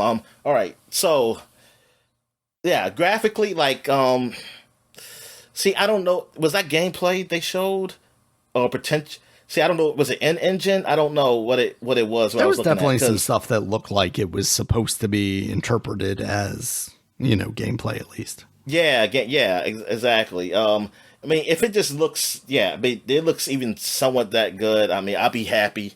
Like, oh, I see. I forgot to mention the games I played. I have been playing Samurai Warriors 5. Uh, They just had an update, like a DX. I don't know what the hell they added, but but anyway, that's just the Japanese Dynasty Warriors. Like that's just the samurais. There's what Japanese historic characters, not yeah. Chinese historic characters. But yeah, that I'm curious. Like, what's this Dynasty Origins mean? Like, what is this? Like, this is taking place before these people are born, like before they existed, or like is this like a time? Like, what does that mean? I don't know what that means.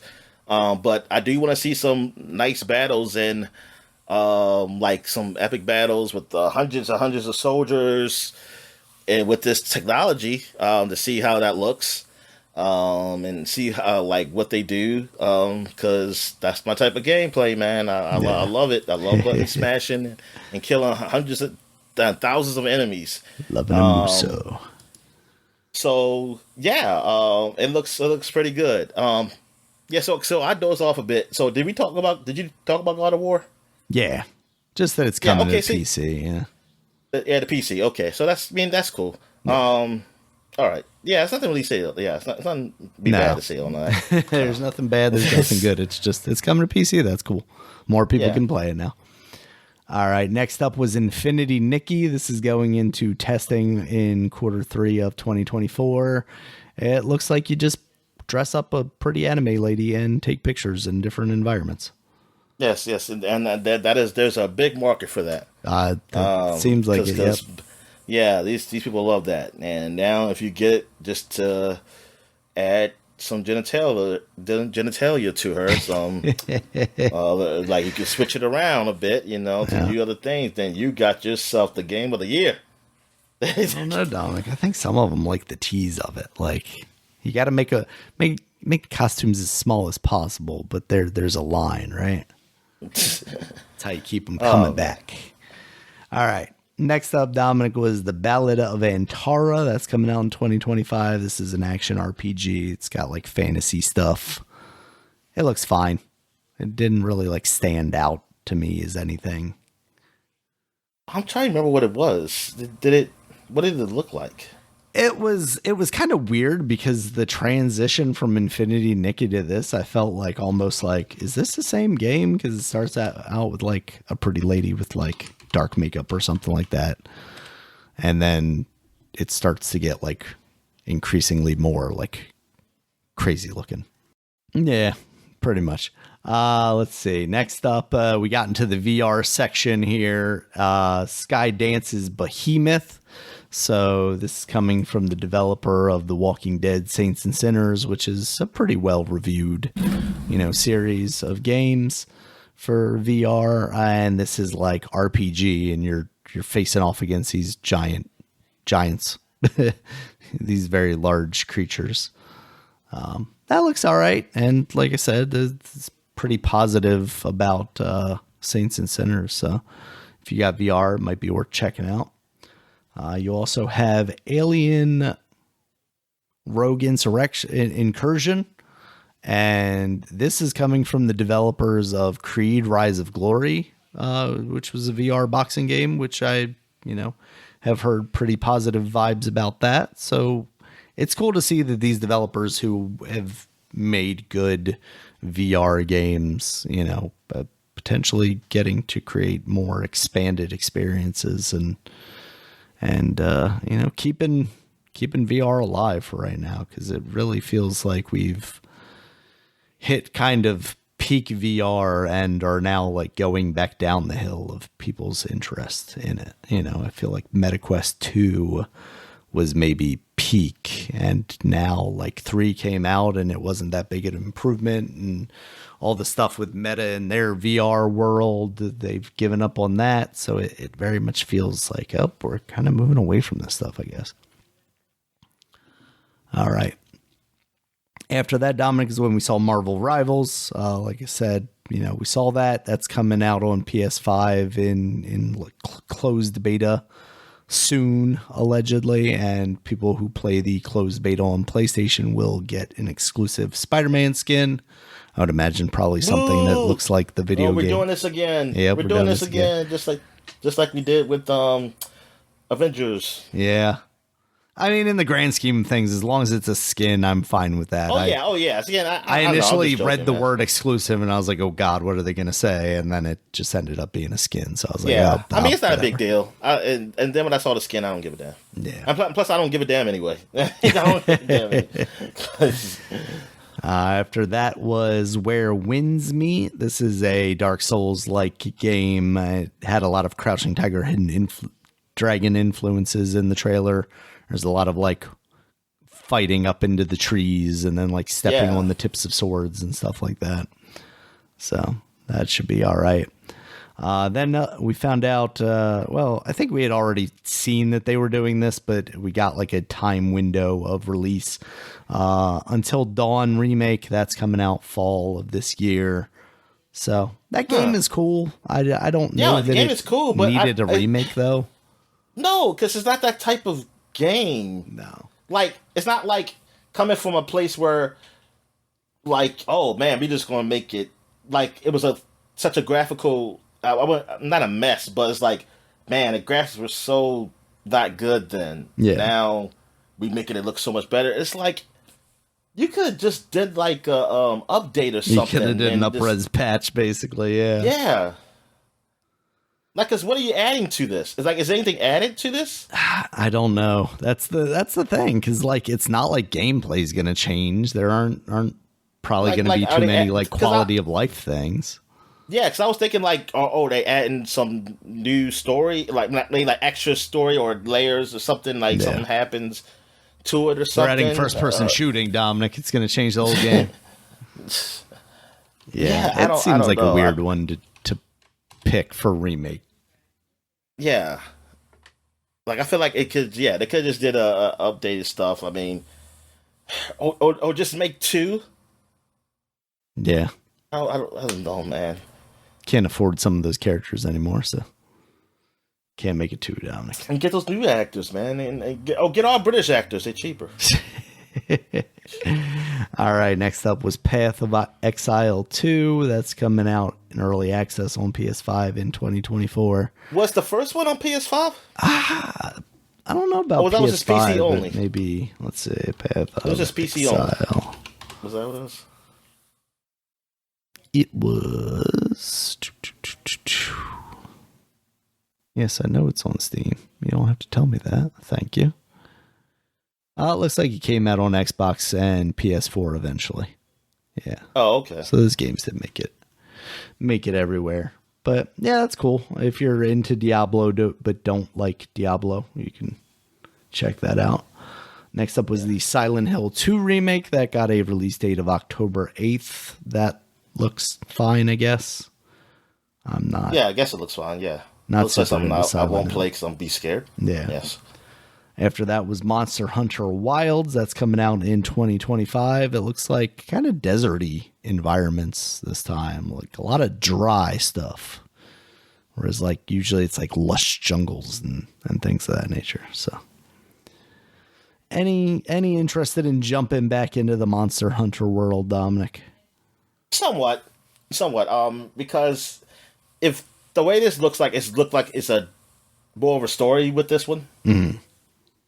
So maybe that will get me into it. If there's some type of story that I can attach myself to and that I want to progress in. Just like somebody was saying, like how they didn't like Bloodborne. They said, dude, it's like, because it didn't have no story. He said if they had a story that it would make me want to go through the game, like the hard, like all that frustration, I would have did it. And yeah, I agree. If there was some type of story that was there where I felt like it could grab me. I would go through the game and try to win, but you don't give me that, and I don't just get I don't just get the Just satisfaction doesn't of come just beating natural. the hard Yeah. boss. Yeah, Yeah, I hear it's that. just like why? Why? I mean, I didn't get it. I mean, because it's fun. I mean, you play games to be fun. Thing is, I'm not having fun, Yeah. and at Yeah, least if different I'm ways being of having frustrated, fun. I'm being like, oh, I'm trying to get. I want to know what happens next.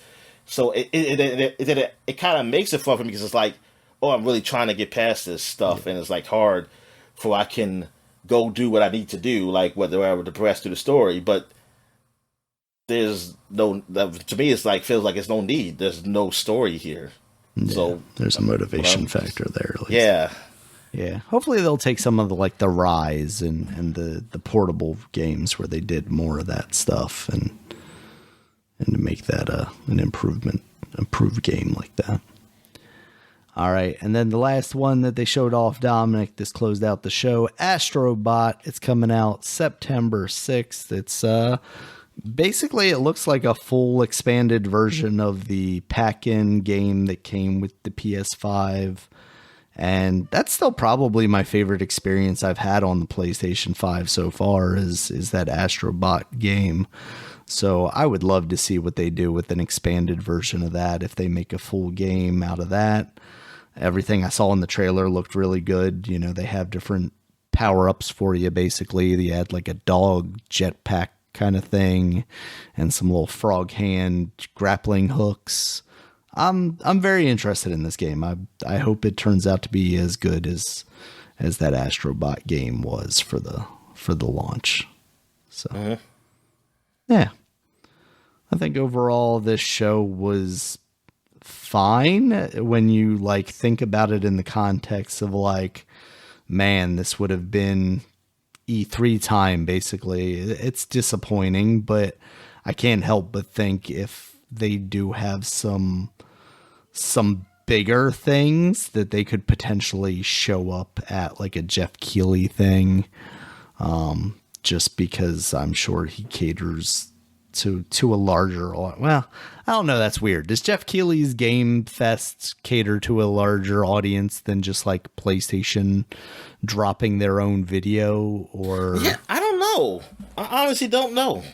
so I don't know. I also don't know, like, does Jeff Keighley, I'm sure he does pay some of these companies to get like an exclusive, and I'm sure there are other companies that have to pay him, you know, like put my thing on the show, please.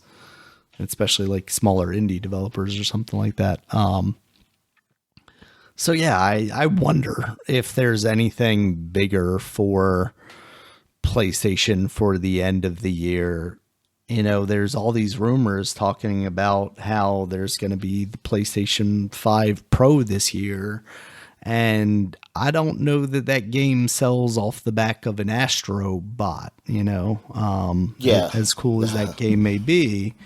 And I was listening to, I think it might have been Jeff Gersman's podcast, but he was basically talking about like what they could have and how when the PS4 Pro launched, like they might not have had anything either. And I'm trying to think back, and I don't recall them having a huge game at the end of that year, like that launched alongside. Like obviously they had things that they were like, oh, you can upgrade the visuals on this with a patch and that with a patch. But I feel like, was that the same year as like Assassin's Creed Valhalla or something like that? And one of the big things was that, or that came much later, didn't it? I'm confusing that with the PS5, like because you could buy that either on either console. Yeah, so I don't know. Maybe it was not Origins, but the other one. Yeah, I don't recall anything like huge launching alongside the PS4 Pro. And I guess they're just hoping like the people that are going to buy the Pro version of the console are the people that have already bought into the console anyway, because that's, you know, they're looking for the dedicated fan base. They're not looking for the mainstream necessarily with those upgrades. So they're like, they're going to buy it anyway because it's got the PlayStation branding on it and they're PlayStation fanboys. But I don't know. It's so weird that, we could be looking at this potentially extremely expensive thing. The PS5 and the Xbox are already pretty expensive right now. Even though I think right now, like currently, they've actually seen some sales that have put them in a pretty decent place if you're looking to get, especially like a PlayStation 5. So, I just don't know. I really don't necessarily like the idea of these pro upgrades, especially considering the conversations that we've had over the past couple of weeks of how this generation has basically felt like it was dead in the water from day one, and they haven't proven otherwise since.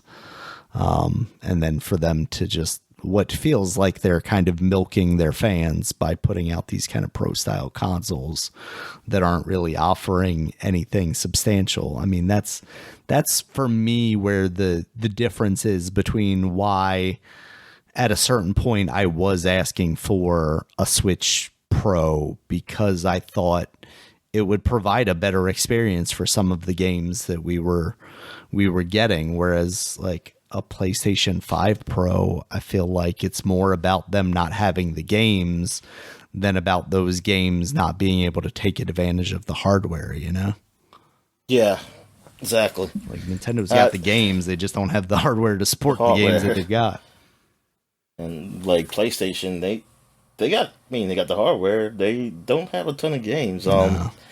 And when they do have a game, they don't even take too much advantage of the hardware. Yeah, that's what it feels like. So yeah, it's only me. Well, it's only Spider-Man. That's only one I can name. Yeah. And I mean, there's other games, God of War and them. I think took advantage, but they didn't take full advantage because they weren't built from the ground up. Right. With that. But yeah, the state of play. It was just it was okay. It was okay. But also I was seeing some other articles, mostly on the Game Informer site, where they were showing how PlayStation numbers, the numbers are looking better than PS4s as far as I think players on the system. Mm-hmm. Like at the same time, I think at the same time now, PS4 it's more, but thing is, it also has been out longer, and PS5 is just, they just really, I mean, they still got some time left, and right. I'm thinking about that, like, at the now, player base now, the PS4 is at, I think, like 1.7 million or something, and let me see, can I find it? Where is he? Yeah, I've got it here. So 107 billion. Yeah, 107 billion earned, which is obviously more than 106 billion. But the reason Sony's called PS5 generation most profitable is because is because the PS4 generation is largely complete, whereas the PS5 presumably still has years to go. Mm-hmm. And I'm thinking like, oh yeah, that's good. I mean, 107 billion. Yeah, that's good to say in player count. But like dollars, how much money they were making, and I don't know if that's a good thing, because that shows me like, man, this is supposed to, like, this is like a disappointing generation. Yeah, and they're making this money, and I'm like, that's not good.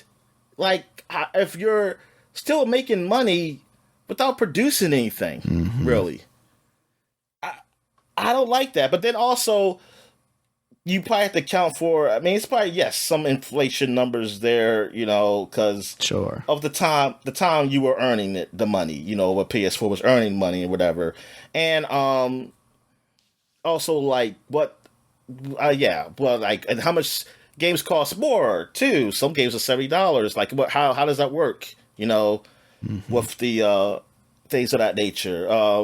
But yes, PS5, but still, how much money it's making is just like, oh man, if they're making this much money without really producing anything, I don't know that's good for the consumer, because it's like, you think are they gonna get better? Like, there's gonna be like, oh, we're doing well without, but we're still gonna we go and work hard and still work like to do our best to get us like Yeah, many Dominic, good these quality games companies out are going there. to pull themselves up by their bootstraps. They're going to deliver the best product because they know Yeah. that that's the only way for us to buy them. Absolutely, even though that this information clearly proves otherwise. Yeah, I don't know. Yeah, exactly. I don't know if I like this news. Like someone said, somebody said in the comments that I guess we don't need to make the game $70 now, do we? Yeah. It's like you do it so well, or use AI, which they just announced they're going to do. Yeah. See the AI thing is because now AI's got a. It's like almost one of those things you say if you say AI, it's just Oh, yeah. It's got a negative bad. connotation now.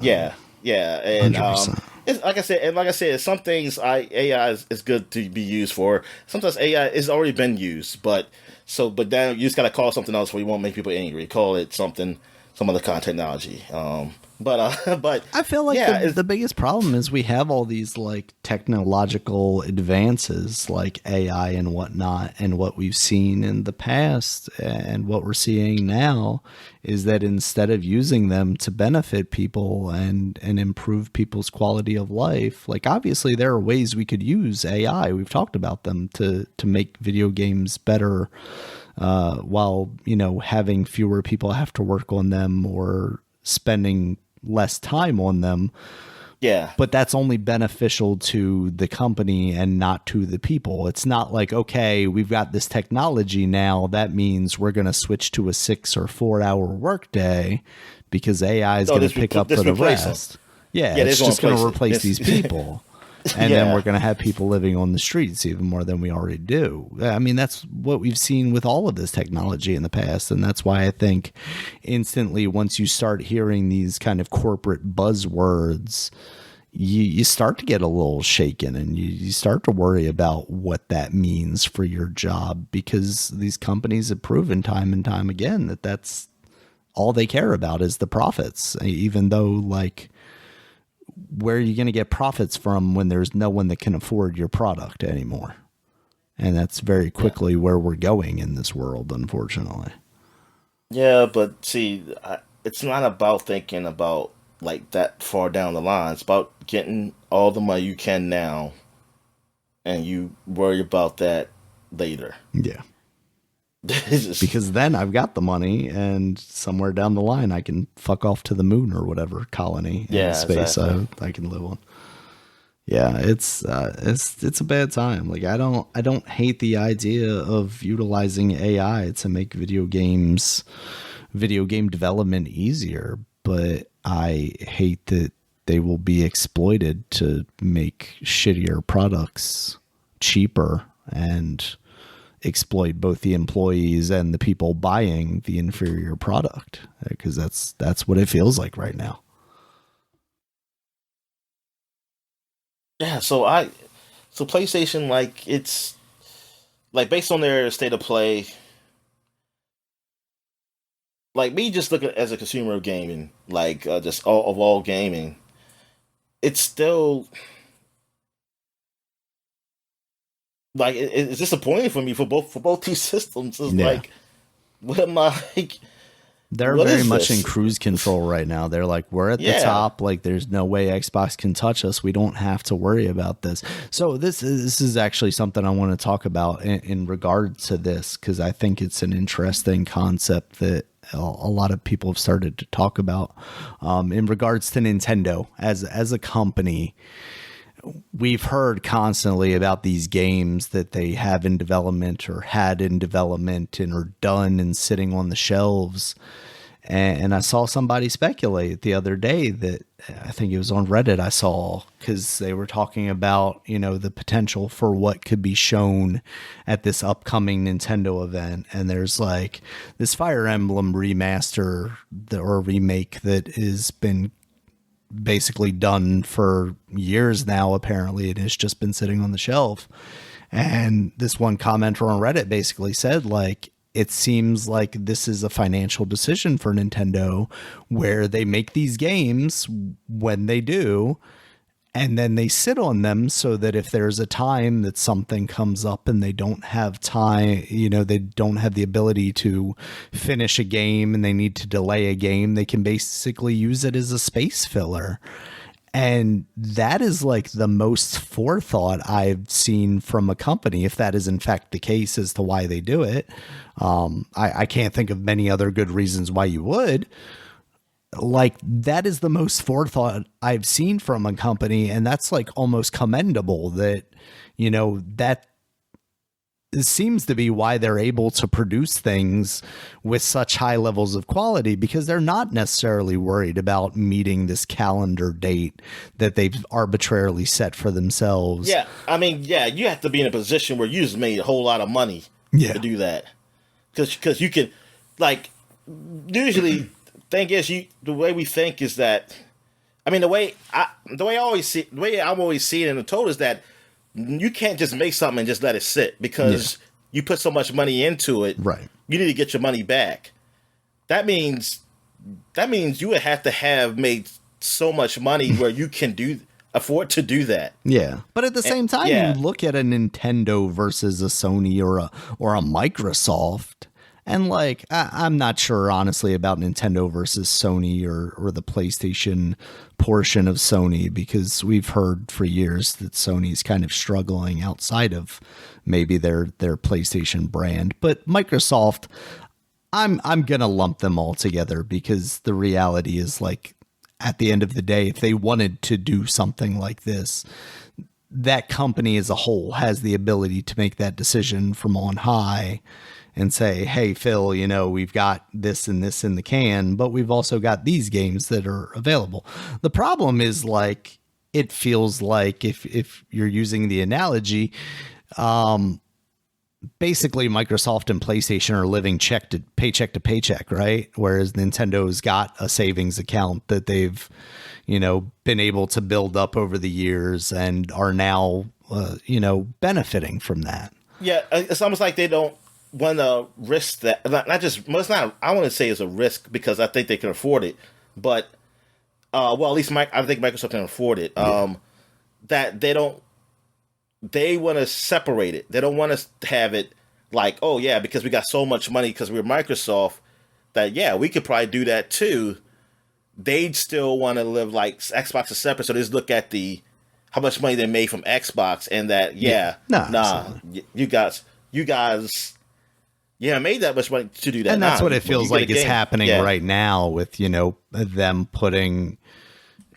seemingly putting pressure on Phil and the Xbox division to be a little more profitable. And maybe that's where the, going multi-platform and putting some of these games that haven't succeeded as well on the Xbox on some of these other platforms. I mean, I guess there's also the aspect of, like, Nintendo was very smart in making the Switch, because not only did they make this like thing that is a crossover between the home and the console, so now the business that they had split between their Game Boy and the DS and whatnot, and the games that they were producing for that and the games that they were producing for home, now they have all of those developers producing for one system. But further to that, they also, because they made it a handheld, they had an excuse for why it was going to be less powerful and therefore less demanding when you're talking about assets that you're producing. You're having to produce assets that are only 1080p assets, whereas you have these companies now that feel like they have to make 8K assets.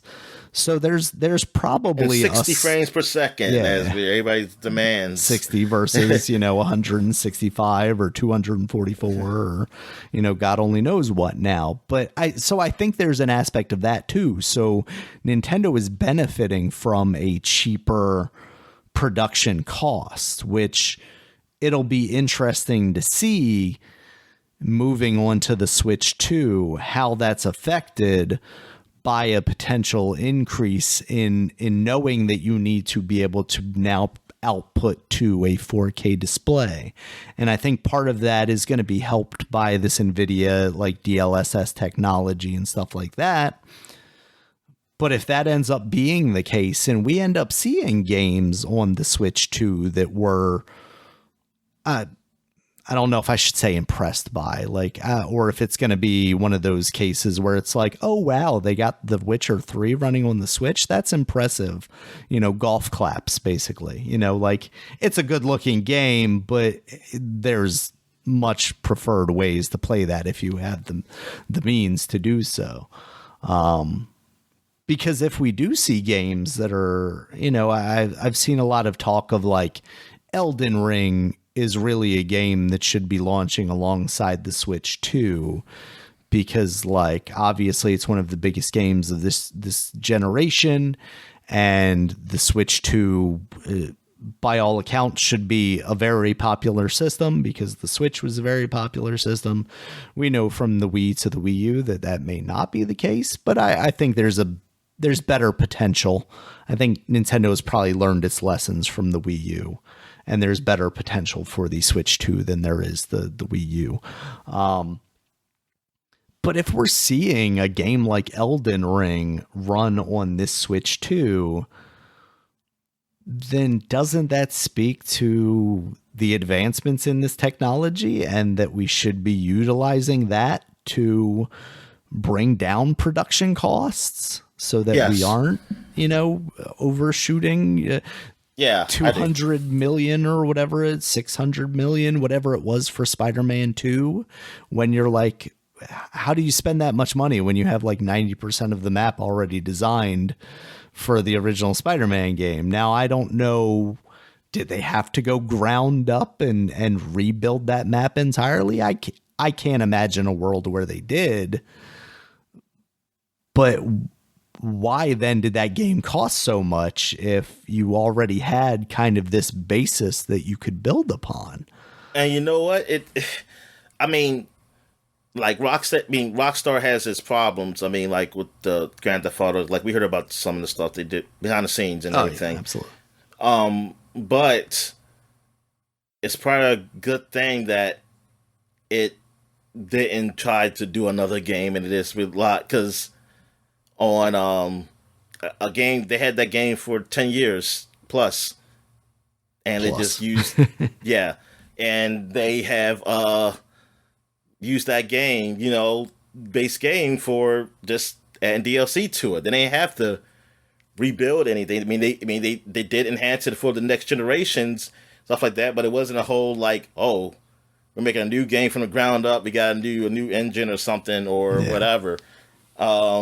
I give them something like that, like, even though I do wish it was more single player, honestly, but still, if they was going to do single player, at least they didn't have to.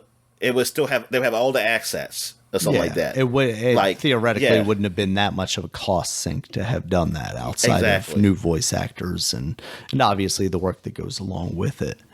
Yeah, I mean, that's definitely commendable, like that they were able to do that. But doesn't that speak to, like, people don't need the latest greatest; they just want something that's compelling.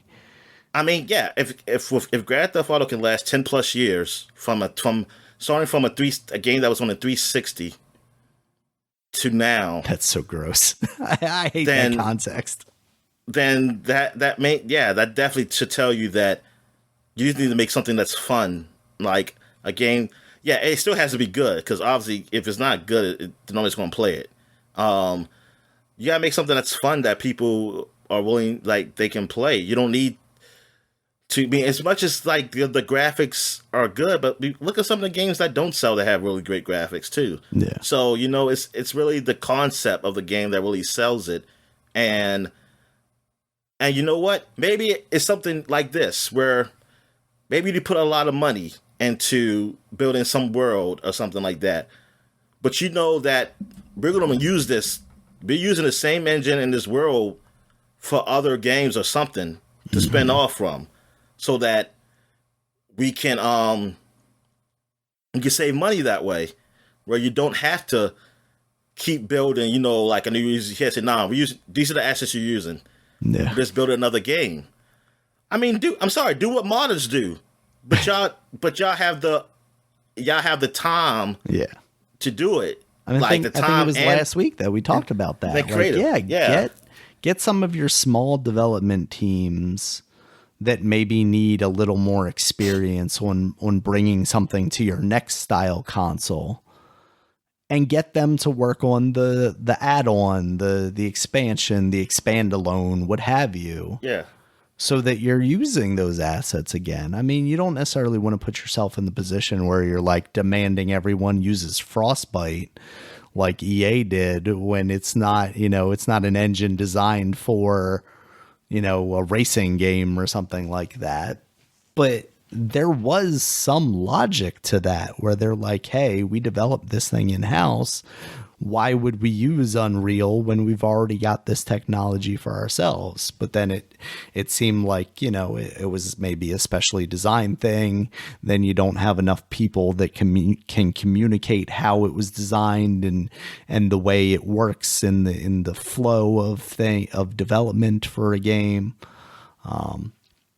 So yeah, it's How about like Far Cry Primal? You remember people were making fun of that Far Cry Primal because it was the same map basically as the other game. But then it's like, okay, if the game is still fun, I mean, I ain't saying it's a good game because I never played it. If the game is still a fun game, does it matter if it's the same map? If they change it a bit? Yeah, because look at Zelda, as it turns out, same map. Even though let's be realistic, they added a significant amount to that. Yeah, but still, I just typed in, was Far Cry Primal profitable, and Google gave me the response of, and now we all know how accurate this can be, but we estimate that Far Cry Primal made $37 million in gross revenue since its release. Out of this, the developer has an estimated net revenue of $11 million, blah, blah, blah. So there you go.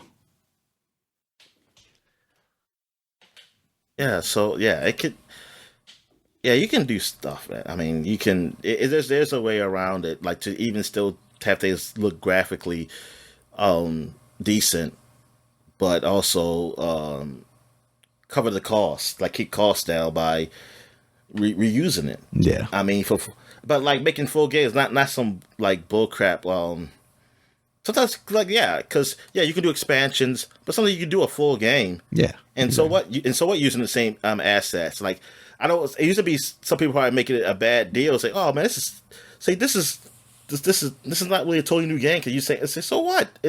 Is it the game still worked on? Is it still fun? Does it still does what it's supposed to do?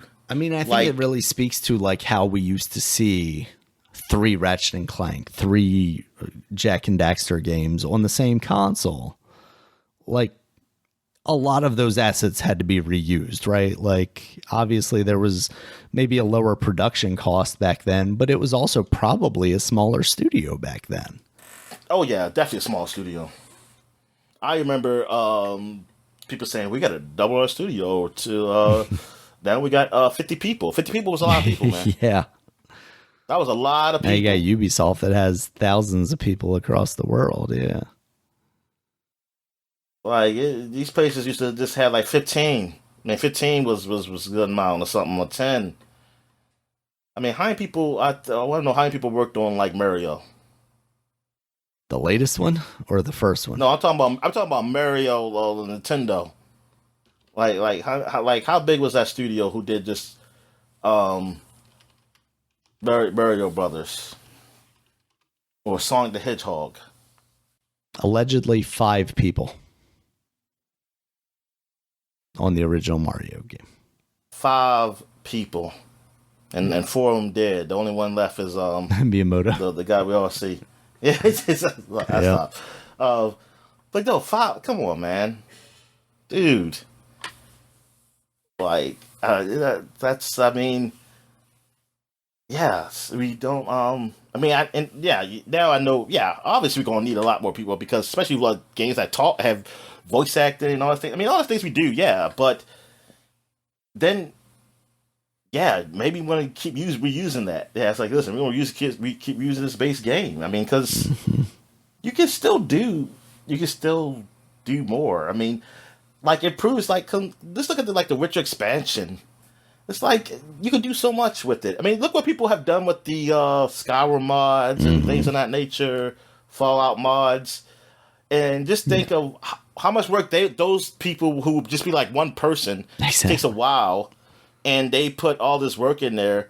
And just think if a big studio had just done what they did, and you're talking about like people will keep playing the game. They will buy it. Like I will buy it. Another, like say Skyrim, something as a full game, but just using all the same assets with this game, I'll buy it. Like, why not? If it's because I like the game. I mean, we did that with Vegas, New Vegas, basically. It's just so why not? Yeah, it's really kind of wild. Yeah, why don't we have the New Vegas style? You know. Even or like with Sony, I'm curious. Like the stuff they use for The Last of Us. What is any that is people in Santa Monica using anything from that? I doubt it. Yeah, like I mean, you think about that, like because it looks the same. I mean, I know they're probably not. They're probably not. But I'm just take saying, some of the assets from right? that game and make the biker game. And that biker game could have been significantly cheaper, right? Yeah. I mean, that's what I'm saying. It's like, why couldn't they use that? Or like, why couldn't Ghost of Tsushima be using somebody else's assets or something like that? I'm like, come on, let's be real. Your games are very, like the look of the game is similar. Yeah. I mean, you can always change the controls and everything. You can all do that. And like it make the like you change, but yeah, why couldn't you? Why had to be a whole new engine? I don't know. We will see one of these days, Dominic. There's got to be some kind of like reckoning in the games industry that these companies either suffer to the point where they have to change, or I think it's just more so it's going to be taken out on the employees and the customers. We're going to see increases in pricing again and stuff like that. Gaming is only going to be for the elite, like every other entertainment out there. Exactly. We'll leave you betting, Dominic. Everybody else can have betting. You can bet on me playing. But we can hope you win enough to be the elite. Yeah, exactly. All right. So, anything else, Dominic? As I step down off my soapbox for the fifth time in a week or fifth time in a row. All right, new releases, Dominic. We got Multiverses. Is it officially back out on PC, PS4, PS5, Xbox One, yes. Xbox Series X? I was scared at this time last year, Daniel. I was scared. I was scared we'd never see it again. Yeah, they did it. They had McDonald's toys and everything. They got so the Joker's there now. And Mark Hamill is speaking for him, right? Is he? I didn't see anything about that. I saw that Jason Voorhees is coming to it. Yeah, I saw that too. Let me see, Mark Hamill. I mean, he's been speaking, that left wing jargon. Oh yeah, I saw. Stop. Yeah, because I think I saw some right wing people like, oh, I don't like Star Wars anymore or something like that. It's not particularly surprising. I mean, I guess I have seen him, No, I've seen, yeah. Oh, he was doing the Donald Trump thing, like, the Joker's reading Donald Trump's, speeches or whatever he was saying. Yeah, he was saying. Oh yeah, that's gotta be him. That sounds. Yeah, I think that is him. Yeah, I think that's him doing it for Joker. So they got him, Harley Quinn. I mean, it's a lot of characters. I think LeBron is back, right? Yeah, LeBron's in there. Yeah, I'm disappointed in that. And then they're gonna probably have Bronny Jr. in there, and then oh god, it's stuff. So, yeah, man. I mean, it's cool. It's cool to have a game like that. I mean, yes, there was, even though there was Brawlhalla. I mean, that's still there. I mean, but just more access for people to play that, because so you don't have to pay $50 to play Smash because they don't go down in price. So and have a Switch, just be on Switch, something that you can play anywhere basically. Actually, I don't. So can you play on your phones? Multiverses, I don't think so. I don't think it's Okay. a So phone you can. thing. Yeah. Brawlhalla, can you play that on phone? I don't think so. So that's the only places you can't play it. So you can play it everywhere except for the phone, which I'm shocked. Oh, I'm sorry. I'm shocked. Nope, you're right. It is. It's available. To say, I'm kind of shocked. But yeah, I was going to say I was shocked about how this was on the phone though. Yeah, that is definitely fitting for but that. Multiverse, I feel as Multiverses become more profitable, they would definitely go on the phone. If they can, they would be smart too. Because it definitely fits in the same category. And it's not like you're this prestige thing like Smash Brothers either. So like, yeah, you should get your money where you can. Yeah. It's so funny seeing the Joker listed as a mage class. Although I think that's just as funny because Velma is also a mage class apparently. So yeah. Do they have both versions of Velma? Or would that be like a skin? You could be Velma from the new Velma show. Oh, that's a good question. I don't know where I would find skins. Oh no, they've got pictures of two variants. They have an astronaut Velma and a witch Velma. Oh, but no. But yeah, it's so crazy that the characters they have, like we said, they had Arya from Game of Thrones, which is a very adult show, and then they got Jason Voorhees. Yep. They got Jason. But again, like I gotta give them credit. They did the Disney Infinity thing, and they've got a very cohesive art style. That they do. Works well for definitely. all of these characters. Like even Jason, he's the most lovable of Voorhees. Yeah, it is. He's like a big cuddly teddy bear. But what's his weapon? Is it like a machete or something? Yeah, it's a machete. He's got a machete and an axe here. He's ready to go. But they're like toys. They squeak when you hit somebody. They just need to make amiibos of these things or whatever. Nice little action. Is Freddy figures. Krueger part of Warner Brothers too? I don't know. I'm trying to think of what. So when they did like a movie, it was like a partnership. I'm looking it up now to see. Oh no, it's Warner Brothers thing, so I wouldn't be surprised to see him in there after too long. Yeah. Although apparently he's in Lethal Company right now. Too bad. That's like interesting. Alien is Fox, Predator is Fox. Yeah. They can do Harry Potter. They could. I am shocked to not see a Harry Potter character in this game. They were scared, Daniel. They were scared of the trans thing. No, I don't wonder. They released a game last year. No, they don't care.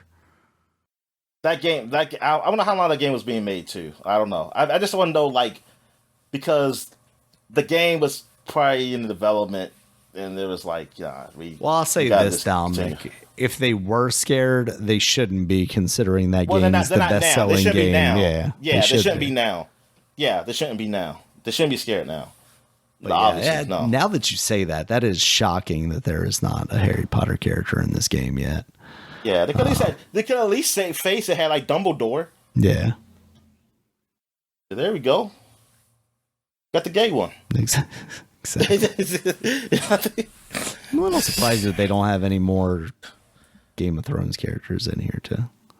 I guess there aren't a ton of like. They could add one of those wolves, the one that's still alive. The only one. Was it Snow? No, Snow is actually their damn name. What's that wolf name? I can't remember. Was it John's that was still alive, or did he get killed? Yeah. Okay. No. I think he still lived. The white one still lived. Yeah. I'm trying to think. Did all the rest of them die? Was there still one more that still lived? I can't remember. Didn't Arya's that ran away, like, maybe that one's still alive, yeah. I think. Yeah, I think that was still alive. Maybe it's two is alive. Ghost then. is Ghost, yeah. John's, I think, and Nymeria. Okay, yeah, both Ghost and Nymeria are still alive. Yeah. According to babies. the Wiki of Westeros. They have babies. That show starts again soon, Dominic. I'm kind of excited. Oh yeah, that's right. Yep. So. Yeah, see some dragon fighting. Yeah. Some dragons. All right, Dominic. Said Multiverses Humanity is the other one that is now out on the Xbox, as you mentioned earlier. It's on Game Pass. Wow, so, it was very quiet. This is like the old look, Daniel. Man, we came from a time when games was just coming out. It didn't matter no more. We were like the whole January and June summer stuff didn't mean nothing. We was just getting hot games, and it seems like we're back. We're going backwards. We're going back to a time when, I mean, there's a lot of stuff to release, but anything of note, like anything that's of note, is it's because Nintendo's sitting on all the stuff that they could have released on. Yeah, that's why. But that's good on Nintendo because people can't afford to keep paying for these games that don't go on sale. $50 or $60 games, or maybe $70. I don't know. You may just come out and make some up and say like, "Hey, this is worth $70." Good God, yeah. I was looking. I think what game did I see that was like on sale-ish? I was on it was the on Amazon. I trying to remember what game it was. I was like, oh look, Fire Emblems, $2 cheaper. It's only like $45. It's only like $45. Yeah. Nah, it was actually a real Nintendo game, not no Ubisoft one. Because I know, even the new Ubisoft Rabbids, I think it's like it's like $5. Okay. Oh, damn, it's even that low. Oh, because I saw 20. I don't know if it's that low, but they definitely get down there, and they got down there pretty quickly too. So. Yeah, but I was like, wow, this is actually alright price. But yeah, man, it's just darn. I wish, that was just games that can go on sale. Damn it. Would it be nice, Dominic? Would be nice. All right. Wish I wasn't poor. Maybe I needed to do that. I wish I wasn't poor. That's what Nintendo would tell you. Yeah. Yeah. All right. You got anything else for the people then, or else we'll finish this up? Man. I'm falling asleep, man. I'm about to just go to sleep. Right. Thank you guys, as always, for listening. You check us out on Twitter. Dominic's at DStallworth5. I'm at RegularSMB. The podcast is at Superpod, SUPAPOD. Superpod.com is the website. You can check us out there. It has all of our previous podcasts, as well as links to all the places you can find us, including YouTube, where there's a video version of this podcast, as well as iTunes, Stitcher, Google Podcasts. Until next time, guys. Talk to you later. All right, see you.